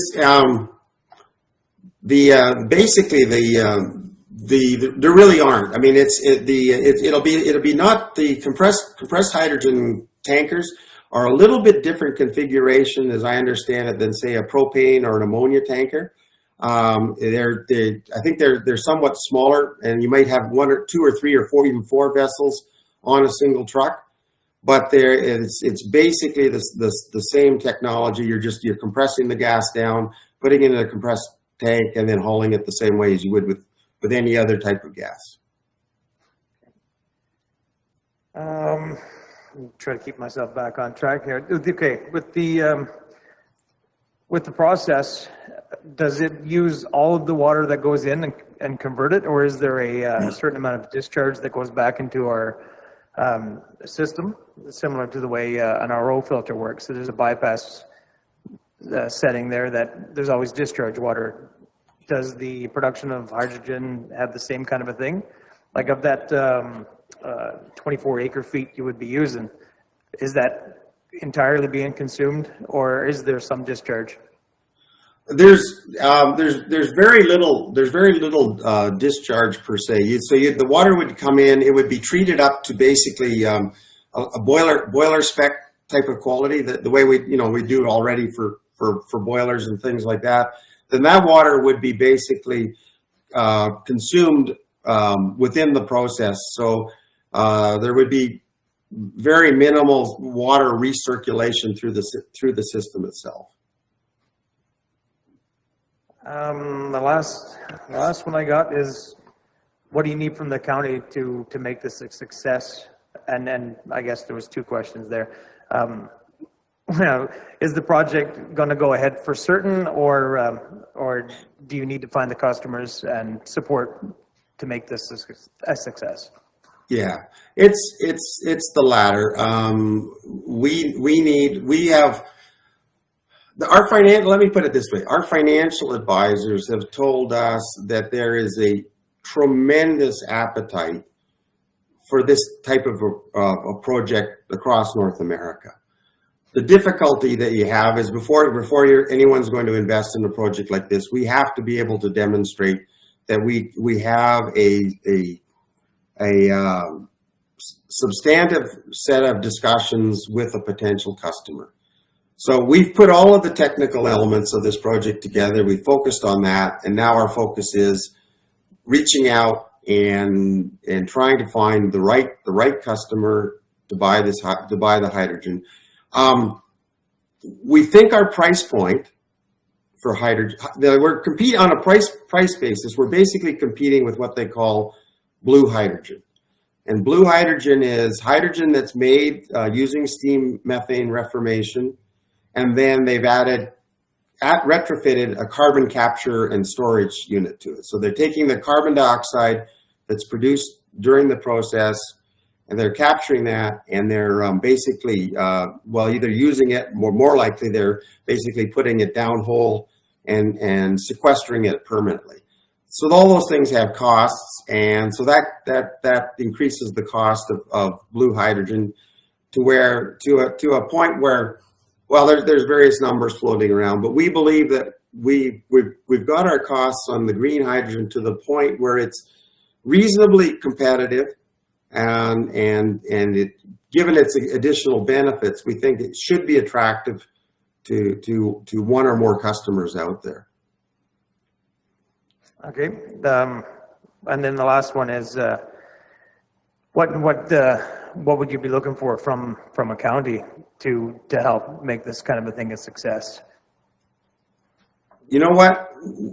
And we what we really would look for the county would be to be able to keep your eyes and ears open when you talk talk to potential, people that already have, for example, high natural gas usage that are looking to improve their environmental performance, steer them in our way, and so that we can find that first customer. We think once we've done that, then the dominoes will fall in place. But we're not looking for anything else from the county. We're not looking for breaks or anything like that. We believe this project has to stand on its own financially and economically. Your support is really what we're hoping for more than anything else. Thanks for answering all those questions, and best of luck to you and your company. Thank you. Thanks, Brian. What's the footprint going to be on this project? So at that very first plant size will be about 2 to 3 acres is all, Arno. At full size, we'd probably look for a 100-acre site, but we would probably be looking about 40 to 50 acres. 40 to 50, you say, yeah. Yeah. Ideally, we'd probably try to locate on land that's proximal to an existing development, so that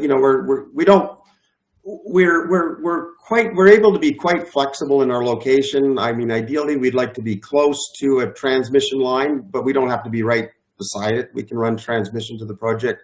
Water is easy to move, through a small pipeline, because again, our water demand relative to the normal demand of the irrigation system is quite small, so we can move water and power to our site.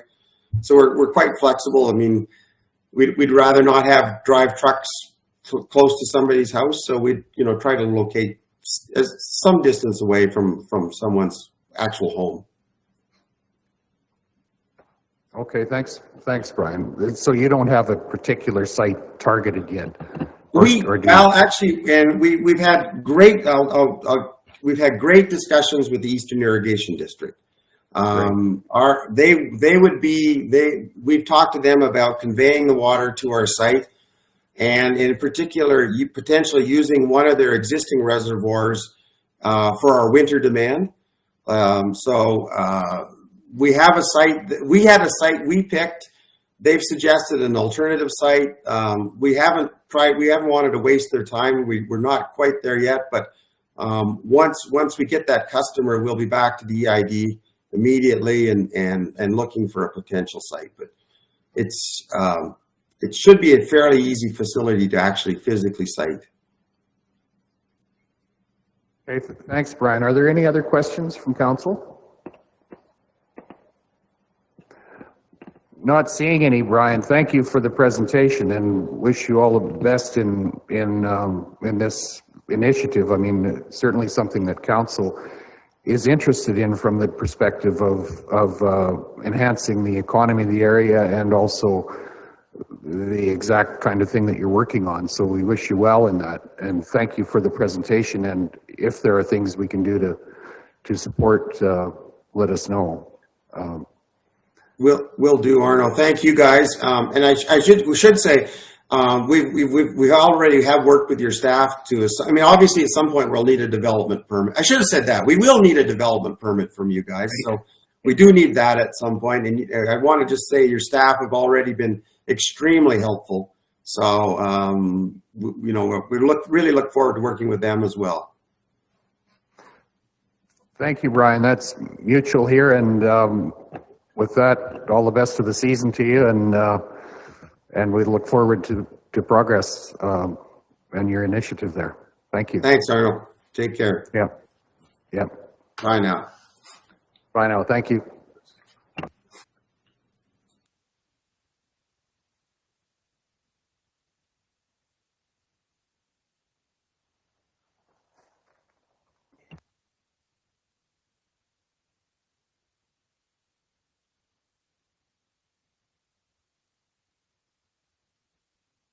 Okay, let's move on to item number 9.1. Lane, you're going to take us through the HALO discussion that we have started in the past. Go ahead, Lane, please. Good morning, Council. And just to clarify, I will introduce the HALO discussion. I won't take you through it. Okay. So this item is on the agenda for the council today as a result of two previous presentations that have taken place this year by HALO. One was to the former council, and most recently was to this current council on November 18th. So HALO is one of the two services that the county contributes to, the other being STARS. We have been contributing to those services through the county's budget for a number of years. Information with regards to the contribution level is in the report that is before council.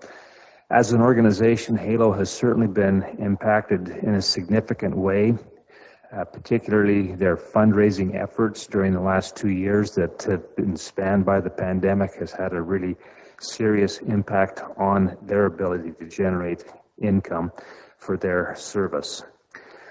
So there's information for council to consider. Included in the agenda package was the report that was prepared by the government of Alberta with regards to a review of these services throughout the province. There were some specific recommendations that are in that particular report that may have an impact on the future of the HALO operation as a standalone service. But how quickly the government of Alberta, or if they are going to move forward with the recommendations at all, is a good question. The report is there for information purposes primarily. What we're looking for from council is direction as to whether or not you want to look at changing the amount that has been allocated in the budget as a contribution to the service that HALO is providing. That's really the crux of the matter, and we'll attempt to provide any other responses to questions that you might have at this time. Thank you, Lane. Are there any questions from council? Dan, please. Yeah, I got a few things for this one. First off, let me pull up my sent items here real quick. In the interest of full disclosure, I'm going to read you an email that I sent out this morning. It says, I would like to make a motion today for HALO funding. I have written it up and sending it out so all of you have a heads up. Also, so that you can correct anything that isn't worded properly or doesn't make sense. I would like to make a motion that the County of Newell increases its HALO funding to align with 1/3 of the funding needed to support Newell County's proportion of usage of the service, currently valued at $100,000. This funding is subject to the Government of Alberta also contributing 1/3 of the cost, and 1/3 cost being raised through corporate and community donations. In the absence of such an agreement with the Government of Alberta, the County of Newell will increase its contribution to HALO to $50,000 annually, funded through the municipality's mill rate. See you all in a bit. That was an email that I sent out today to all the councillors and to 2 of the directors.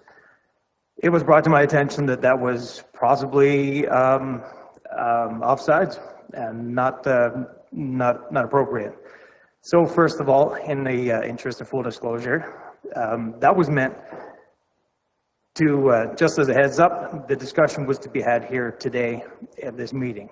And so that's where I'll go next. I'd like to have a discussion about that. That would be the motion that I would make, that we increase it to 1/3 of our proportions, as long as that is what the Alberta government decides. If they don't follow this report, or the HEMS report goes a completely different direction, then we could change our funding to $50,000 annually. Those were just arbitrary numbers I threw in there because I didn't know exactly where our discussions would lead to. The $100,000 as 1/3 was based upon the numbers that Paul Carroll and I presented to us the last time he was here. And that would be approximately where our 1/3 cost would come from. So saying that, I'm interested in some debate as to whether or not the councillors at this table feel the same way about that motion before I make it. Okay, further discussion, so you're not making a motion at this point, Dan. Thank you. Neil? Yeah, I agree with everything Dan said, except I think the number should be a little bit higher. Last meeting, didn't we ask for more information to tie stars into this too? Because we're gonna take Halo to whatever, $15 if we do the 50,000, and we're leaving stars at $2. I totally support both of them proportionately, and I'd have a hard time going with a number of just 50,000 or 10,000, whatever, without the stars background there to back it up. I think it should be prorated stars Halo, whatever the number is. Okay, Kelly, please. I certainly appreciate your comments, because we have to remember that STARS services a third to a half of our population in the county, and Halo easily services the other 2/3 or half of our population. So I feel strongly that what we do to one or with one, we need to take into account that we need to do to the other. This is a huge, well, 5-time increase at the $50,000 increase. And according to our information that we received in our package, the ask was $150,000 from Halo. So the $100,000 doesn't quite meet the request. I just wanted to point that out, Councillor Short. I again want you to hear me that we are collecting tax dollars from me, from you, from all of us, that historically is given a tax deductible receipt on our personal income tax. So I just want to reiterate, that's been my mantra for years, and until somebody knocks me off that, it has to remain, because it is a personal thing. Thank you. Further discussion, Adina, and then Holly, please. I just wanted to point out, as far as fundraising, STARS has a much larger area that they fundraise at, whereas Halo doesn't. So they do have the opportunity to receive more money that way. My biggest concern is the fact that STARS has so much say in how this is going, how often Halo goes out and then gets paid. So I feel like there's just a real disconnect there. Thank you. Holly? If I'm right, that would mean $26 per person. Matt, I'm basing that on if we gave $100,000 to Halo, then $100,000 to STARS is kind of what, I know that they gave STARS twice as much in the past, but I would not be in favor of that. I would be saying if we're going to do that, I would think it should be the same. And $26 a person additional is $27, could be a little steep for some people.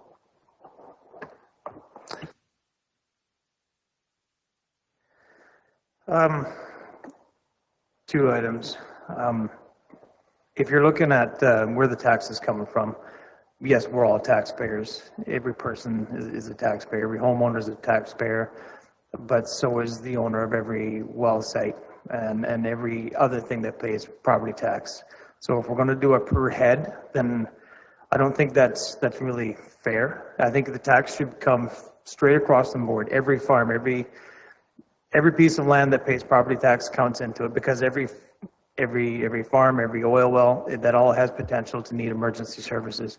So if we're going to break that $100,000 or whatever the amount turns out to be, if we're going to break that down into a per basis, it'd be per unit of taxable property, not per head, because I don't think that seems fair. I think that's the way we should be looking at doing it. The other thing is, we're talking about Halo. Halo came here and asked for money. Do I believe STARS deserves money as well to fund this? 100%. I don't care what color or what name is on the helicopter when they're coming to help us out. Don't care. But Halo came looking for money, looking for help, because they need it. STARS didn't come looking for money. They have very highly paid CEOs and marketers and everybody that goes out looking for money, lobbies the government nonstop to get control of where the money goes. If STARS needed money, There's a seat right there that they can come and ask. I am not going to do STARS lobbying for them. So let's keep this to Halo, and if STARS says, you gave them money, we want money too, then STARS can come sit in that seat and say, we want money too. How do I feel about giving them money? The exact same way I feel about giving Halo money. Again, I don't care what color the helicopter is that's coming to save me, as long as they're coming to save me. So that's... Okay, Neil and then Ellen. Yeah, to your point, I'm not sure that tying it to the land is altogether fair, because you drive any direction out your way, you've got oil crews working out there, you've got pipeline crews, our county crews, EID crews. If there's going to be an accident, industrial one, it might not be on a farm. And to tie it just to the landowners, each parcel, and what about people that rent and don't pay taxes? And I'd like the per capita, just because it's easy. Like if you say, what did Holly have, 26 bucks? I don't find that to be that high a cost. That's $100 for my household to have Halo available if I need them. That's all I have.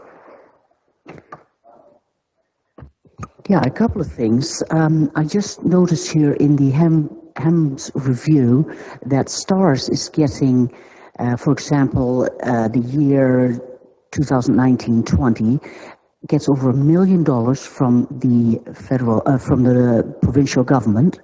Halo, on the other hand, only got a one-time grant of $1 million, which was, I believe, in 2018-19. Halo normally gets 1920 got approximately $140,000.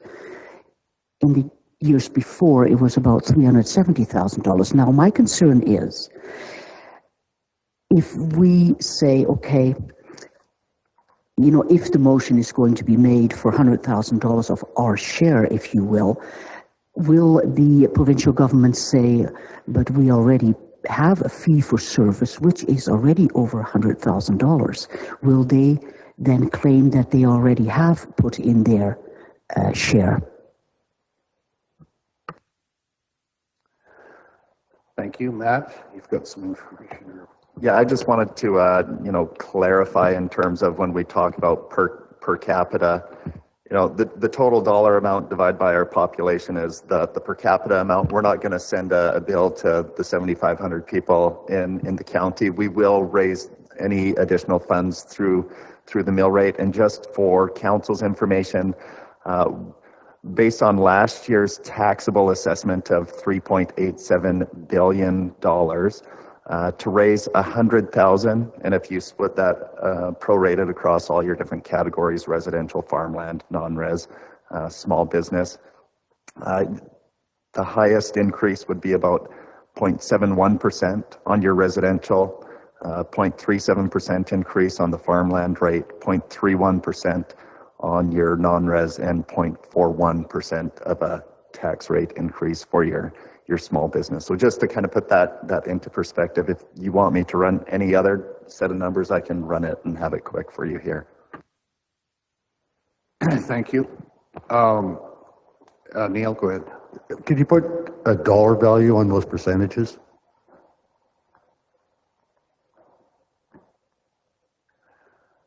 Yeah, just give me a couple of seconds here.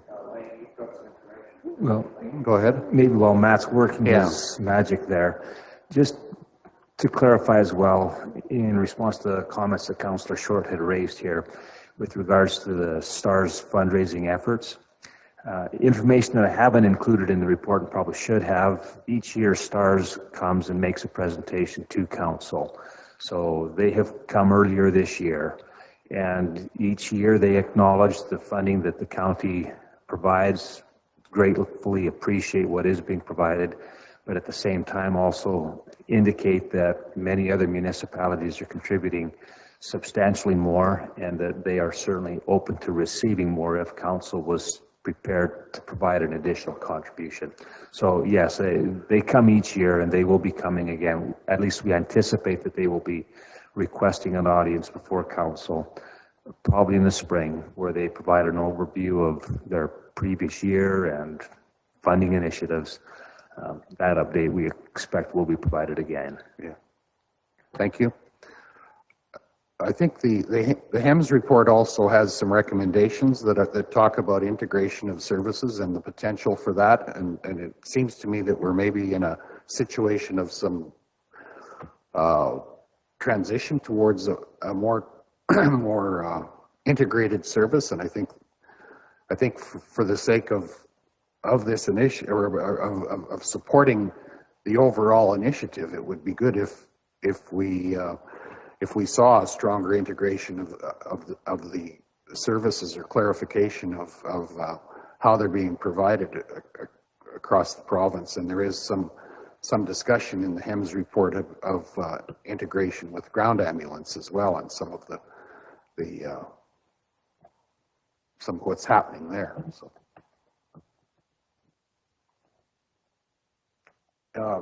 Lynette, please. I guess I just wanted to make a comment that I guess what we're looking at right now is Halo was coming to try and keep themselves running. That's why they came for help. Hopefully the government will take the province will take some of the recommendations that have been given to them and will step up and help out to keep them going. So I guess maybe the way I'm saying that, maybe for us to be thinking about it right now, is we're trying to keep them going till some of that stuff can happen. And if we're able to do it, then I feel like we probably should. Thank you.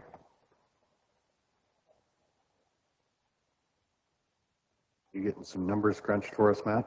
Geez, under pressure. Oh, yeah. All right. So for your residential ratepayers, that would equate to an additional $20,412. For your farmers, $3,723.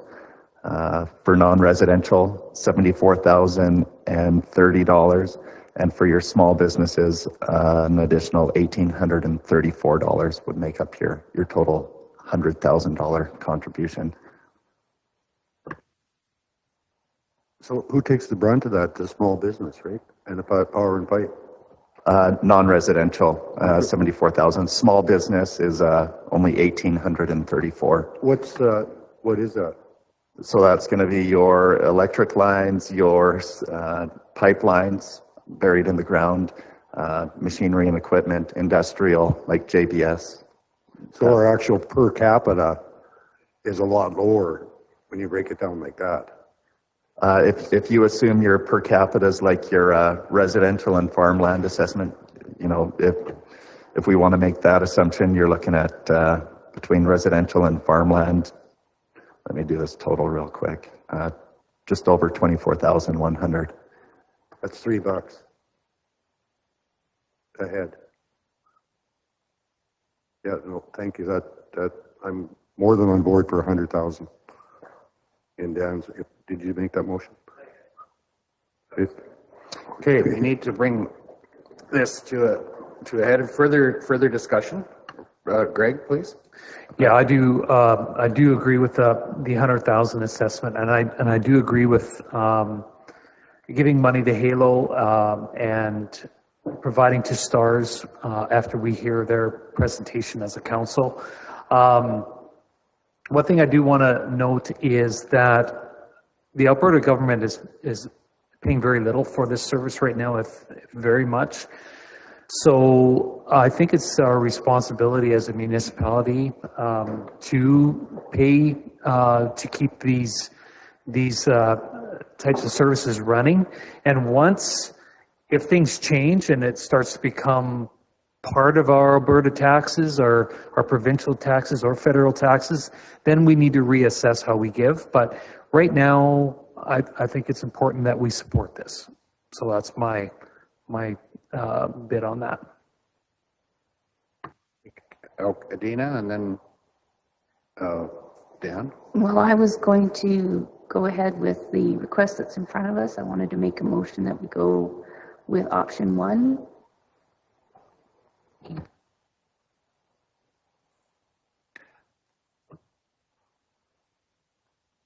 option 1 in the presentation that Lane made. Yeah. But there needs to be a number on it, right?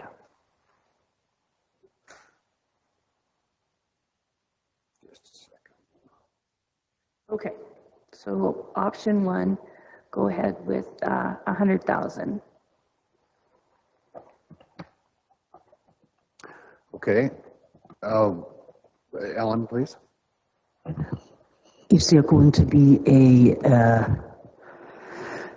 something in addition so that the government is going to match it? I thought that was yours in the first place. That's off the table? Oh, Adina, and then Dan. So my understanding right now is that we're just dealing with this, that Lane has brought forward, is that right? And then Dan is going to be making a motion afterwards that makes it more specific, or it needs to be specific now?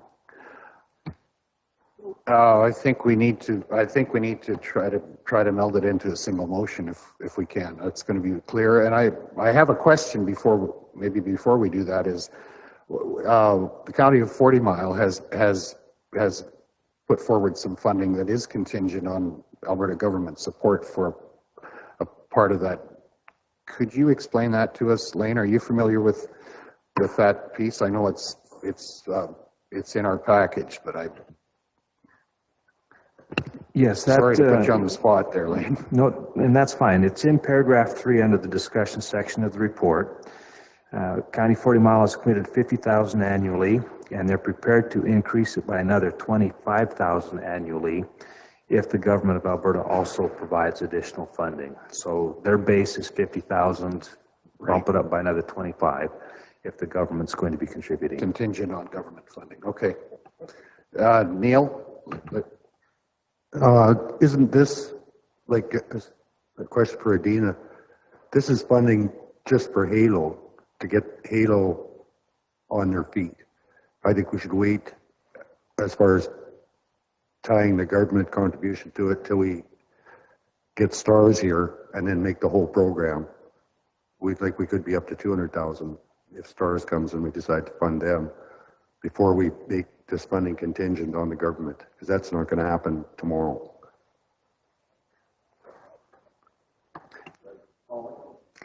So it's getting more convoluted. I thought we were almost done, and now it's but I think there was thought that if we did make contingent, that gave Halo a position of power to actually be helpful to them, saying, look, we can get more money if you do this. So I thought it was actually helping out Halo, and maybe I'm wrong on that. Yeah, Ellen?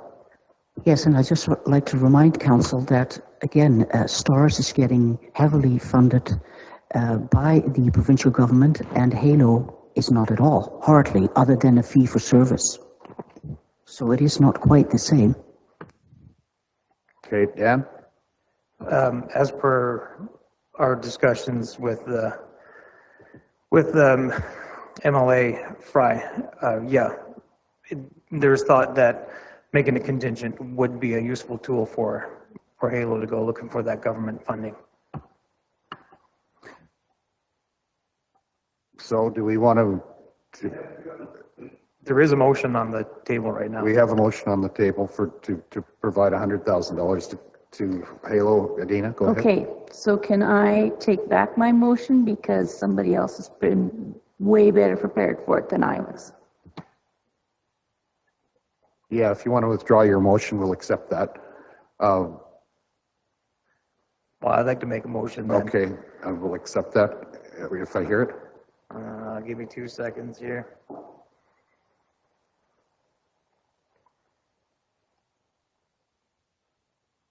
Okay, I'd like to make a motion that the County of Newell increases its Halo funding to align with the 1/3 of the funding needed to support Newell County's proportion of usage of the service, currently valued at $100,000. This funding is subject to the Government of Alberta also contributing 1/3 of the cost, and 1/3 of the cost being raised through corporate and community donations. In the absence of such an agreement with the Government of Alberta, the County of Newell will increase its contribution to Halo to $50,000 annually, funded through the municipality's mill rate. Okay, is that understandable and streamlined? I think we know what the indication is. Basically, we're funding $50,000 today, with an additional $50,000 coming if the government of Alberta increases their funding for HALO, which is not dissimilar to what the County of 40 Mile has done, correct? And I think that's also consistent with earlier discussions we've had around putting some pressure on the, or encouraging the government of Alberta to come to the table and help resolve this perpetual funding challenge. Just for clarity, is this a motion related to beginning in the 2022 fiscal year? Yeah, that would be for the 2022 fiscal year. So it will be considered in the budget, or be put into the budget that we will finally we'll take further action on in 2022. Okay. Any further questions? Clarification. In your motion, are we committed to $100,000 a year if the Alberta government steps up? Okay. That would be the idea, the $100,000 a year, or whatever that our proportion would be. As it sits right now, we're using about 10% usage of HALO. So then our portion of their budget would be 10% of whatever their budget is. At 300,000 or 3 million, sorry, is their approximately their current budget. So that's 300,000 is 10% of that. Our share, 1/3 of that would be $100,000. That wouldn't happen unless the Alberta government kicked in and says, yeah, we're going to go with the 1/3 plan. If that never happens, or if the Alberta government never steps in and does anything, then we continue to give them $50,000 a year. So what all the money we'd be committing to right now would be $50,000 a year in funding from our own self. It would increase if the provincial government stepped up and took on a share. Yeah, that accomplishes everything. Okay. It puts pressure on the government and increases our funding. Okay, any further discussion? Open to questions or comments. All in favor of the motion, please indicate. Opposed, same sign, that's carried. Thank you. Thank you, Lane. Appreciate that. Let's move on to item 9.4, is that right? Okay, Councillor payment sheets. How was that handled? I think this is the first time we've done this. Second time? We need a motion to accept the councillor's payment sheets. Someone make that motion? Kelly, please. Yep. And also a good time for the council review committee, if you have any comments for us or want to speak to me individually about my bad bookkeeping. This is a good time to sharpen our pencils or give us pointers on how we can do better, or if you have comments, it's a great time for you. Okay. I've got a little bit. Just basically, when you're putting in your times, so for instance, today's meeting, whatever starts at 10, ends at whenever time. For an example, if I left at lunchtime, we're going to be looking for the base amounts. Okay, we all know that the meeting was this long, so we're expecting to see 6 hours, but someone's at 5.5. Well, why? Well, when you put it in that you left early, just write MPC council meeting, left early. Now, we're not going to hassle you with why is your time wrong? Why are we going to change? Nothing. Just a brief explanation as to why your time might be different. And then same thing with the committees. If there's 2-3 people on a committee, maybe talk to each other before you leave and figure out what the time is for that committee instead of having 3 different times. If your time is different for a committee meeting versus somebody else, just a brief explanation as to why. So if it was a 1-hour committee meeting, but you put 1.5, you put 1.5 hours met with whoever, then we know. We won't have to have 60 emails coming out trying to figure out what's going on. I think that's probably the biggest thing. There are some discussion to be had about how we do things. Maybe we can do that another day once we fully understand what we're all doing here with this setup before we try changing it. But I think there's room for efficiencies. Biggest thing is, yeah, if yours is different, then just a brief indicator as to why. Okay, thank you. Ellen? So a question, is an hour for you guys enough to look through all of these once a month? 1/3 of us says it is.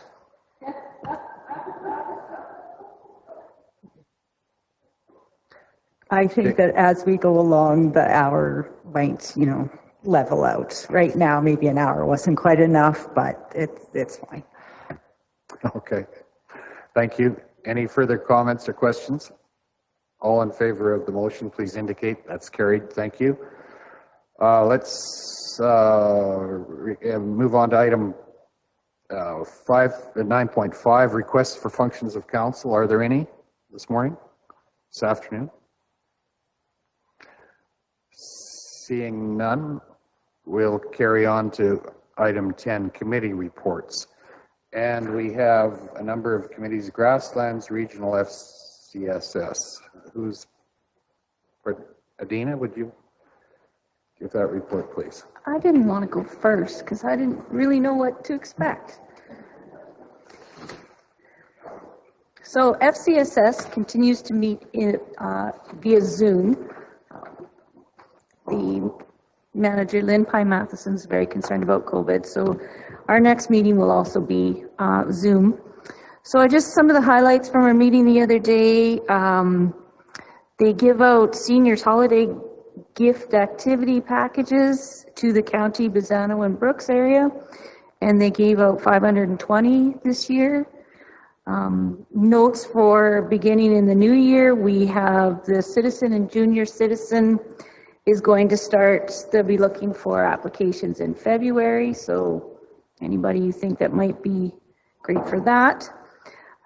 Also, they're going to be putting out another quality of life survey online and mail out starting January 6th, and they ask that we encourage people to fill out these surveys, even though everybody hates a survey.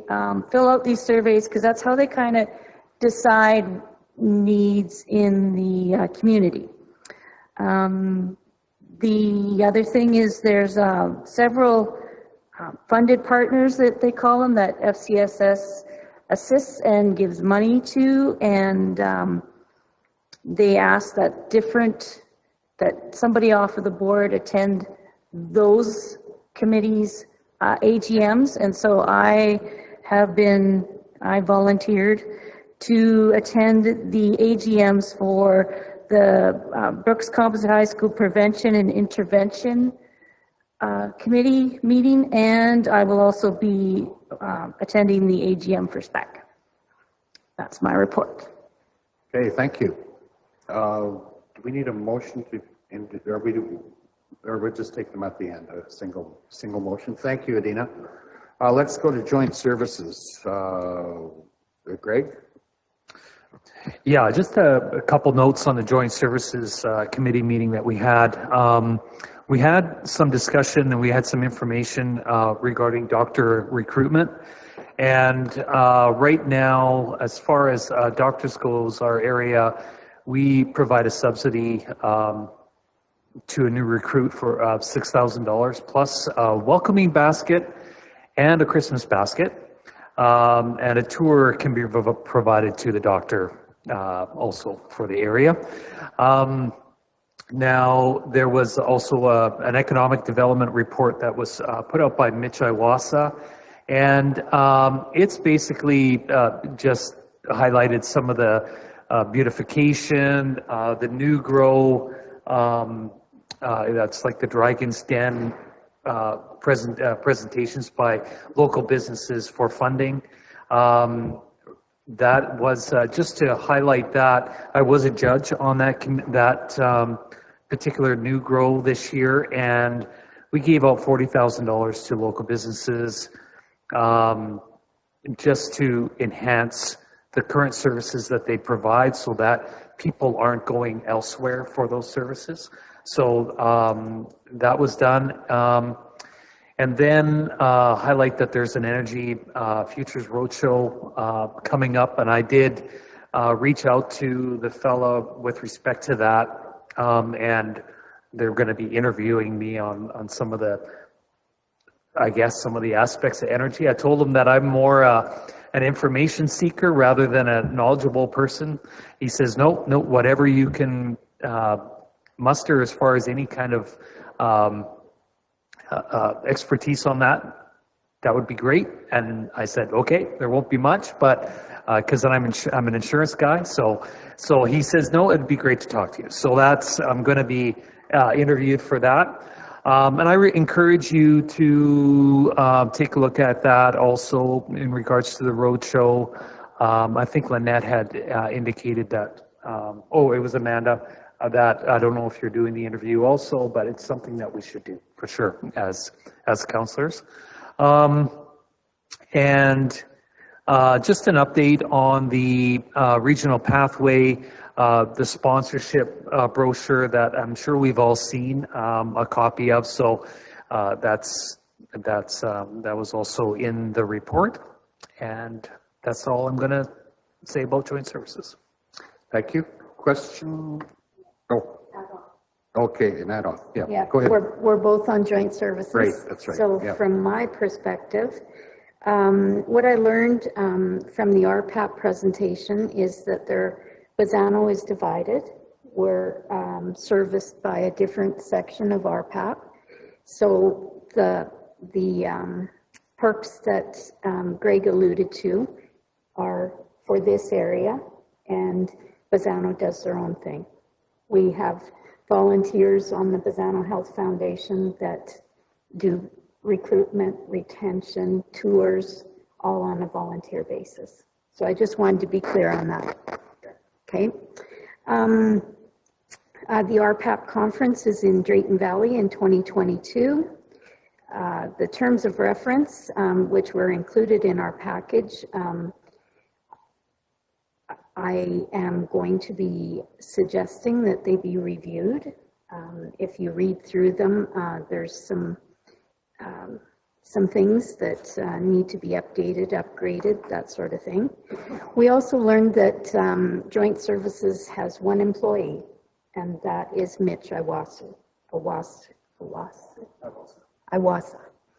And so if you ever want to have a presentation from Mitch, he would be open to that. And he is our Economic Development Officer, jointly funded between the city and the county. Anything else on joint services? We also talked about the shortage of veterinarians, and there was discussion about, and it's going to come back on the next agenda as well. They want to offer the same $5,000–6,000 package to veterinarians to come to our area. And so that is a discussion item that's coming forward to us at the next meeting. And the Brooks Farmers Market was discussed at length, and we did fund them to the tune of $10,000, $5,000 for previous losses over the last 3 years, and $5,000 for future purchases for signage and barricades and such like that. So that's from Joint Services. Thank you. There's a question. Question, Holly, please. Two things. The first is, where is the budget from Joint Services? Is there an actual budget line, or are you guys just, throwing up some cash? Mm-hmm. So it's a joint venture between the city and the county. It's $160,000 from each council. And then if you read our terms of reference, we have Town of Bazzano, Village of Rosemary, and Dutchess also and they have a vote on that $320,000 budget as well. But they don't contribute to it per se. That's correct. Interesting. The second thing was with the Energy Roadshow. That actually connects to the Palliser Economic group that I'm on. So they're tied into that as well. So just trying to figure all these connections. And I haven't done a report for PEP yet because I'm still really trying to figure out exactly what we're doing. It's a little confusing. Ellen, thank you. The $40,000 that was given out for the new growth, by the new growth committee, is that also half city and half county money? So that comes out of our budget of the 320,000. That's part of that budget. Yeah. Okay, thank you. Amanda, please. I did attend the New and Proud presentation, and I did ask Mitch where that 40,000 came from, and it was grants. That was a grant. Yeah. Well, it's part of our budget. It comes out of the 320,000, and it's part of his economic development portfolio. Okay, thank you. Neil, you had a comment? Yeah, a lot of the budget we were working with was just handed to us too. Like, we had no input. I have some comments after I learn a little bit more on joint services, but we're just running with what the last council did right now. And we need input from all of you as to what we're supposed to be doing. Okay, we'll follow that up in the future, I'm sure, eh? Greg? I guess what we're looking for is maybe some direction from council on if we support some incentive for veterinarians to come to our area like we do with our doctors. I'd like to know how you feel about that as a council. Okay, are there responses to Greg's question about Adina, please. Okay, so yesterday I had a very involved conversation with Cindy Burns. She is Director of Medical Services at Bow Valley Vet Clinic, which of course is closing. And she indicated to me that the biggest concern, largest reason why young vets come to the area and leave is because of burnout, because of after hours, emergency calls. So they work all day and then are called out 3 and 4 and 5, 10 times a night. And so the young vet that they have right now has actually taken a job in Medicine Hat. She's going to drive from Dutchess to Medicine Hat every day because she only has to work 5 days a week. She never has to be on call. She never has to work after hours. And she's getting $20,000 more a year because there's more money in the larger center. So very similar to doctors, they just want to run their practices. They don't want to work in the ER. They don't want to be putting in overtime. The same thing with the vets. And so I don't know what you do about that, because we are not big enough to have an emergency center like Lethbridge does, like Calgary does. They have emergency 24-hour places for people to take their animals if there's an emergency. I'm not sure we're big enough for that. And I don't know how you would draw, because, you need vets to do that. So you need to draw that in. Secondly, she told me Newell does have a vet coming. She is coming from the States. So number one, she's got to jump through all the COVID hoops to get here. The other thing is, because she's trained in the States, she has to recertify in Alberta, which isn't as bad as, say, coming from India and having to recertify. But with all the legal work that she has to do, Cindy felt, and I trust her because she's been in the industry 40 years, 35, she wouldn't be operating in the area till maybe May. So that's what I know about that. Okay, thanks, Adina. Kelly, thank you. It's nice to meet you.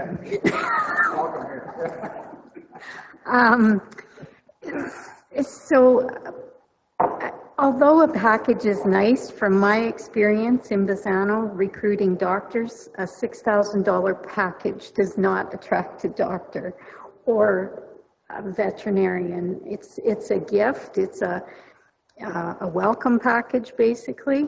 To me, but that's just my opinion. And I wonder how many others feel the same way. I mean, if they're going to come, they want to integrate and be part of the community. A $6,000 package does not make that decision. It's a bigger issue than that. That's exactly the way I felt when we went over that budget and gave out the $6,000. And I don't think it'd make it the least bit of difference to a vet either. Ollie? Just going to add the area around Red Deer. I'm not sure how big of an area it covers, but a lot of the smaller clinics do not offer small animal vets on weekends or after. You drive to Red Deer, whether it's an hour or whatever, they have a special clinic, you know, the after hours stuff. So that's likely what they're going to start looking at, is looking a little wider as to what we realistically can give and what we can't give, and accept that's what it is. We can't be all things to all people. That's a good point. Okay, great. To all pets, yeah. Okay, thank you for that. We'll move on then. We didn't give you, yeah, good, okay. Newell 911 dispatch. Neil. Yeah, that's a subcommittee from it's a meeting I've been to one meeting, very brief at the fire hall. They meet every 4 months. Very small budget, and everything seems to run smooth. Okay, thank you. Newell Recycling Association and Newell Regional Solid Waste Management. That's me again. Yeah. Been to one Newell recycling meeting by Zoom. It's kind of a costly little venture, but seems to be necessary. And with the landfill, I was at a meeting called the Southeastern Alberta Waste Management, whatever. Yeah. And there is some pretty big news on the horizon. Like this area, wherever our landfill is, the #1 location for an almost $500 million incinerator, which would cover a huge area, like from Lethbridge to Banff. It's huge. And they're moving along slowly, moving on to engineering now, and it was real encouraging to see. Like, it's 80 people that hired, just all good news. So that's, and the other issue is, not an issue, but the landfill hired a new manager to take Ray Jessica's job, so they're in transition out there, but that's about all there is to report. All is well at the dump. Okay, thank you. Okay, let's, do we need a motion to accept the, no, we don't need, these are just routine. Oh, Kelly, please. I have another question, and I'm sorry, it should have came up during timesheet periods, but there is one committee that we have councillors on, and I noticed on the timesheets that there was time charged. Newell Regional, Newell Water, the water project, the water corporation. Right. So they get paid their time from that corporation. Right, okay. So Ellen, you want to comment? You're on that committee? I'll wait until I hear the question. So the question was, I saw last month that there was time charged even though they pay you directly. The past practice has been the check does get cut to the councillor, and all previous councillors have forfeited that back. So they have charged. So whether it was Councillor DeJong or Councillor Amulung in the past, they didn't feel it was proper to take the compensation, so they would turn that over, or there would be an adjustment on the timesheet at the very end of the year. Payroll will adjust to the negative for for that. So, you know, we've done both up in payroll to make sure that it washes out so that your time as a council member on any committee is the same across the board kind of a thing. So we've tried to argue with NRSC to quit cutting checks in the past, but they prefer to cut the check and then we do the adjustment on the timesheet. So just be aware of that. If you're on NRSC, there will be an adjustment. And please remember to put that into Natalie's ear at the end of the year. So it's a timing thing, it just hasn't happened yet. That's what I'm hearing. Yeah, and I'm not sure because this is, I'm glad you bring it up. I'm not sure where things are at this year with the change in the board, how NRSC has treated that. And then there's another anomaly, and that's with Shortgrass Library. They don't pay time, but they pay mileage. So just so you know, that's another anomaly. Okay, thank you. Ellen? Yeah, I was instructed, I think my colleague inquired, and that we should just put our hours in, and the rest it's taken care of by our staff. We don't get any extra money. It's just the hours that we spend on it. That's what it was my understanding. Oh, I'm sure. I just know from previous staff, they never charged, or previous councillors never charged because they received a direct check from NRSC. Yes, they did. Yeah, so when I saw your time charged, I went, oh, but it's just a timing thing. Matt will surface us through that.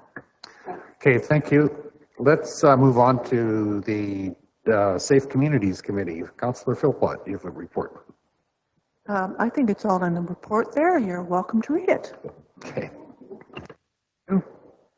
And Newell Housing Foundation, same, or you? Yeah, okay. The same, yep. Thank you. Post-agenda items, did we have any? The one in camera item, and I think Lane was going to be here with Shannon if you wanted to plow through. I mean, you have the option, you can break for lunch and come back around and deal with the in-camera after. I don't imagine the land item's going to take a ton of time to get through. Sure. Are you good to plow through and then have lunch, or what's your preference? Yeah? I see yes, yeas and nays, or which? If you're asking me, I could plow through, but my stomach says we should stop for lunch. Okay, let's break for lunch right now. It is 25 after 12. So let's break for lunch quick and then we'll come back to finish our agenda. Thank you.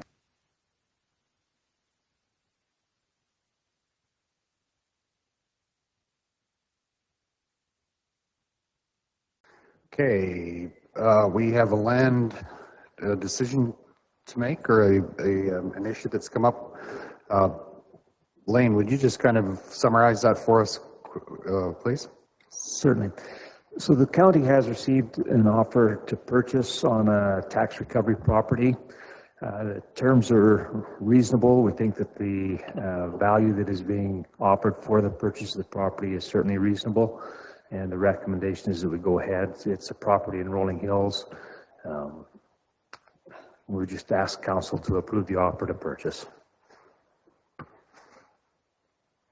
Okay, do we have a motion? Greg, please. Yeah, I'd like to move option number one, accept the offer. Oh, my screen just went. Accept the offer as option one suggested at the 7% for the balance. Okay, thank you. Any discussion? All in favor of the motion, please indicate. That's carried. Thank you. Merry Christmas to all of you. Thank you, and Merry Christmas. And to the men, you can start your shopping tomorrow morning. Yeah, it's all done. It's all done. And thank you for that, and Merry Christmas to everyone who's listening and to all of our staff, and let the record show our appreciation to the excellent staff that we have here at the County of Newell. Thank you for the gifts we received from staff for Christmas, and wish everyone a Merry Christmas and see you in the new year. Happy New Year. Thank you. Thank you. And with that, I will adjourn the meeting and see you next year.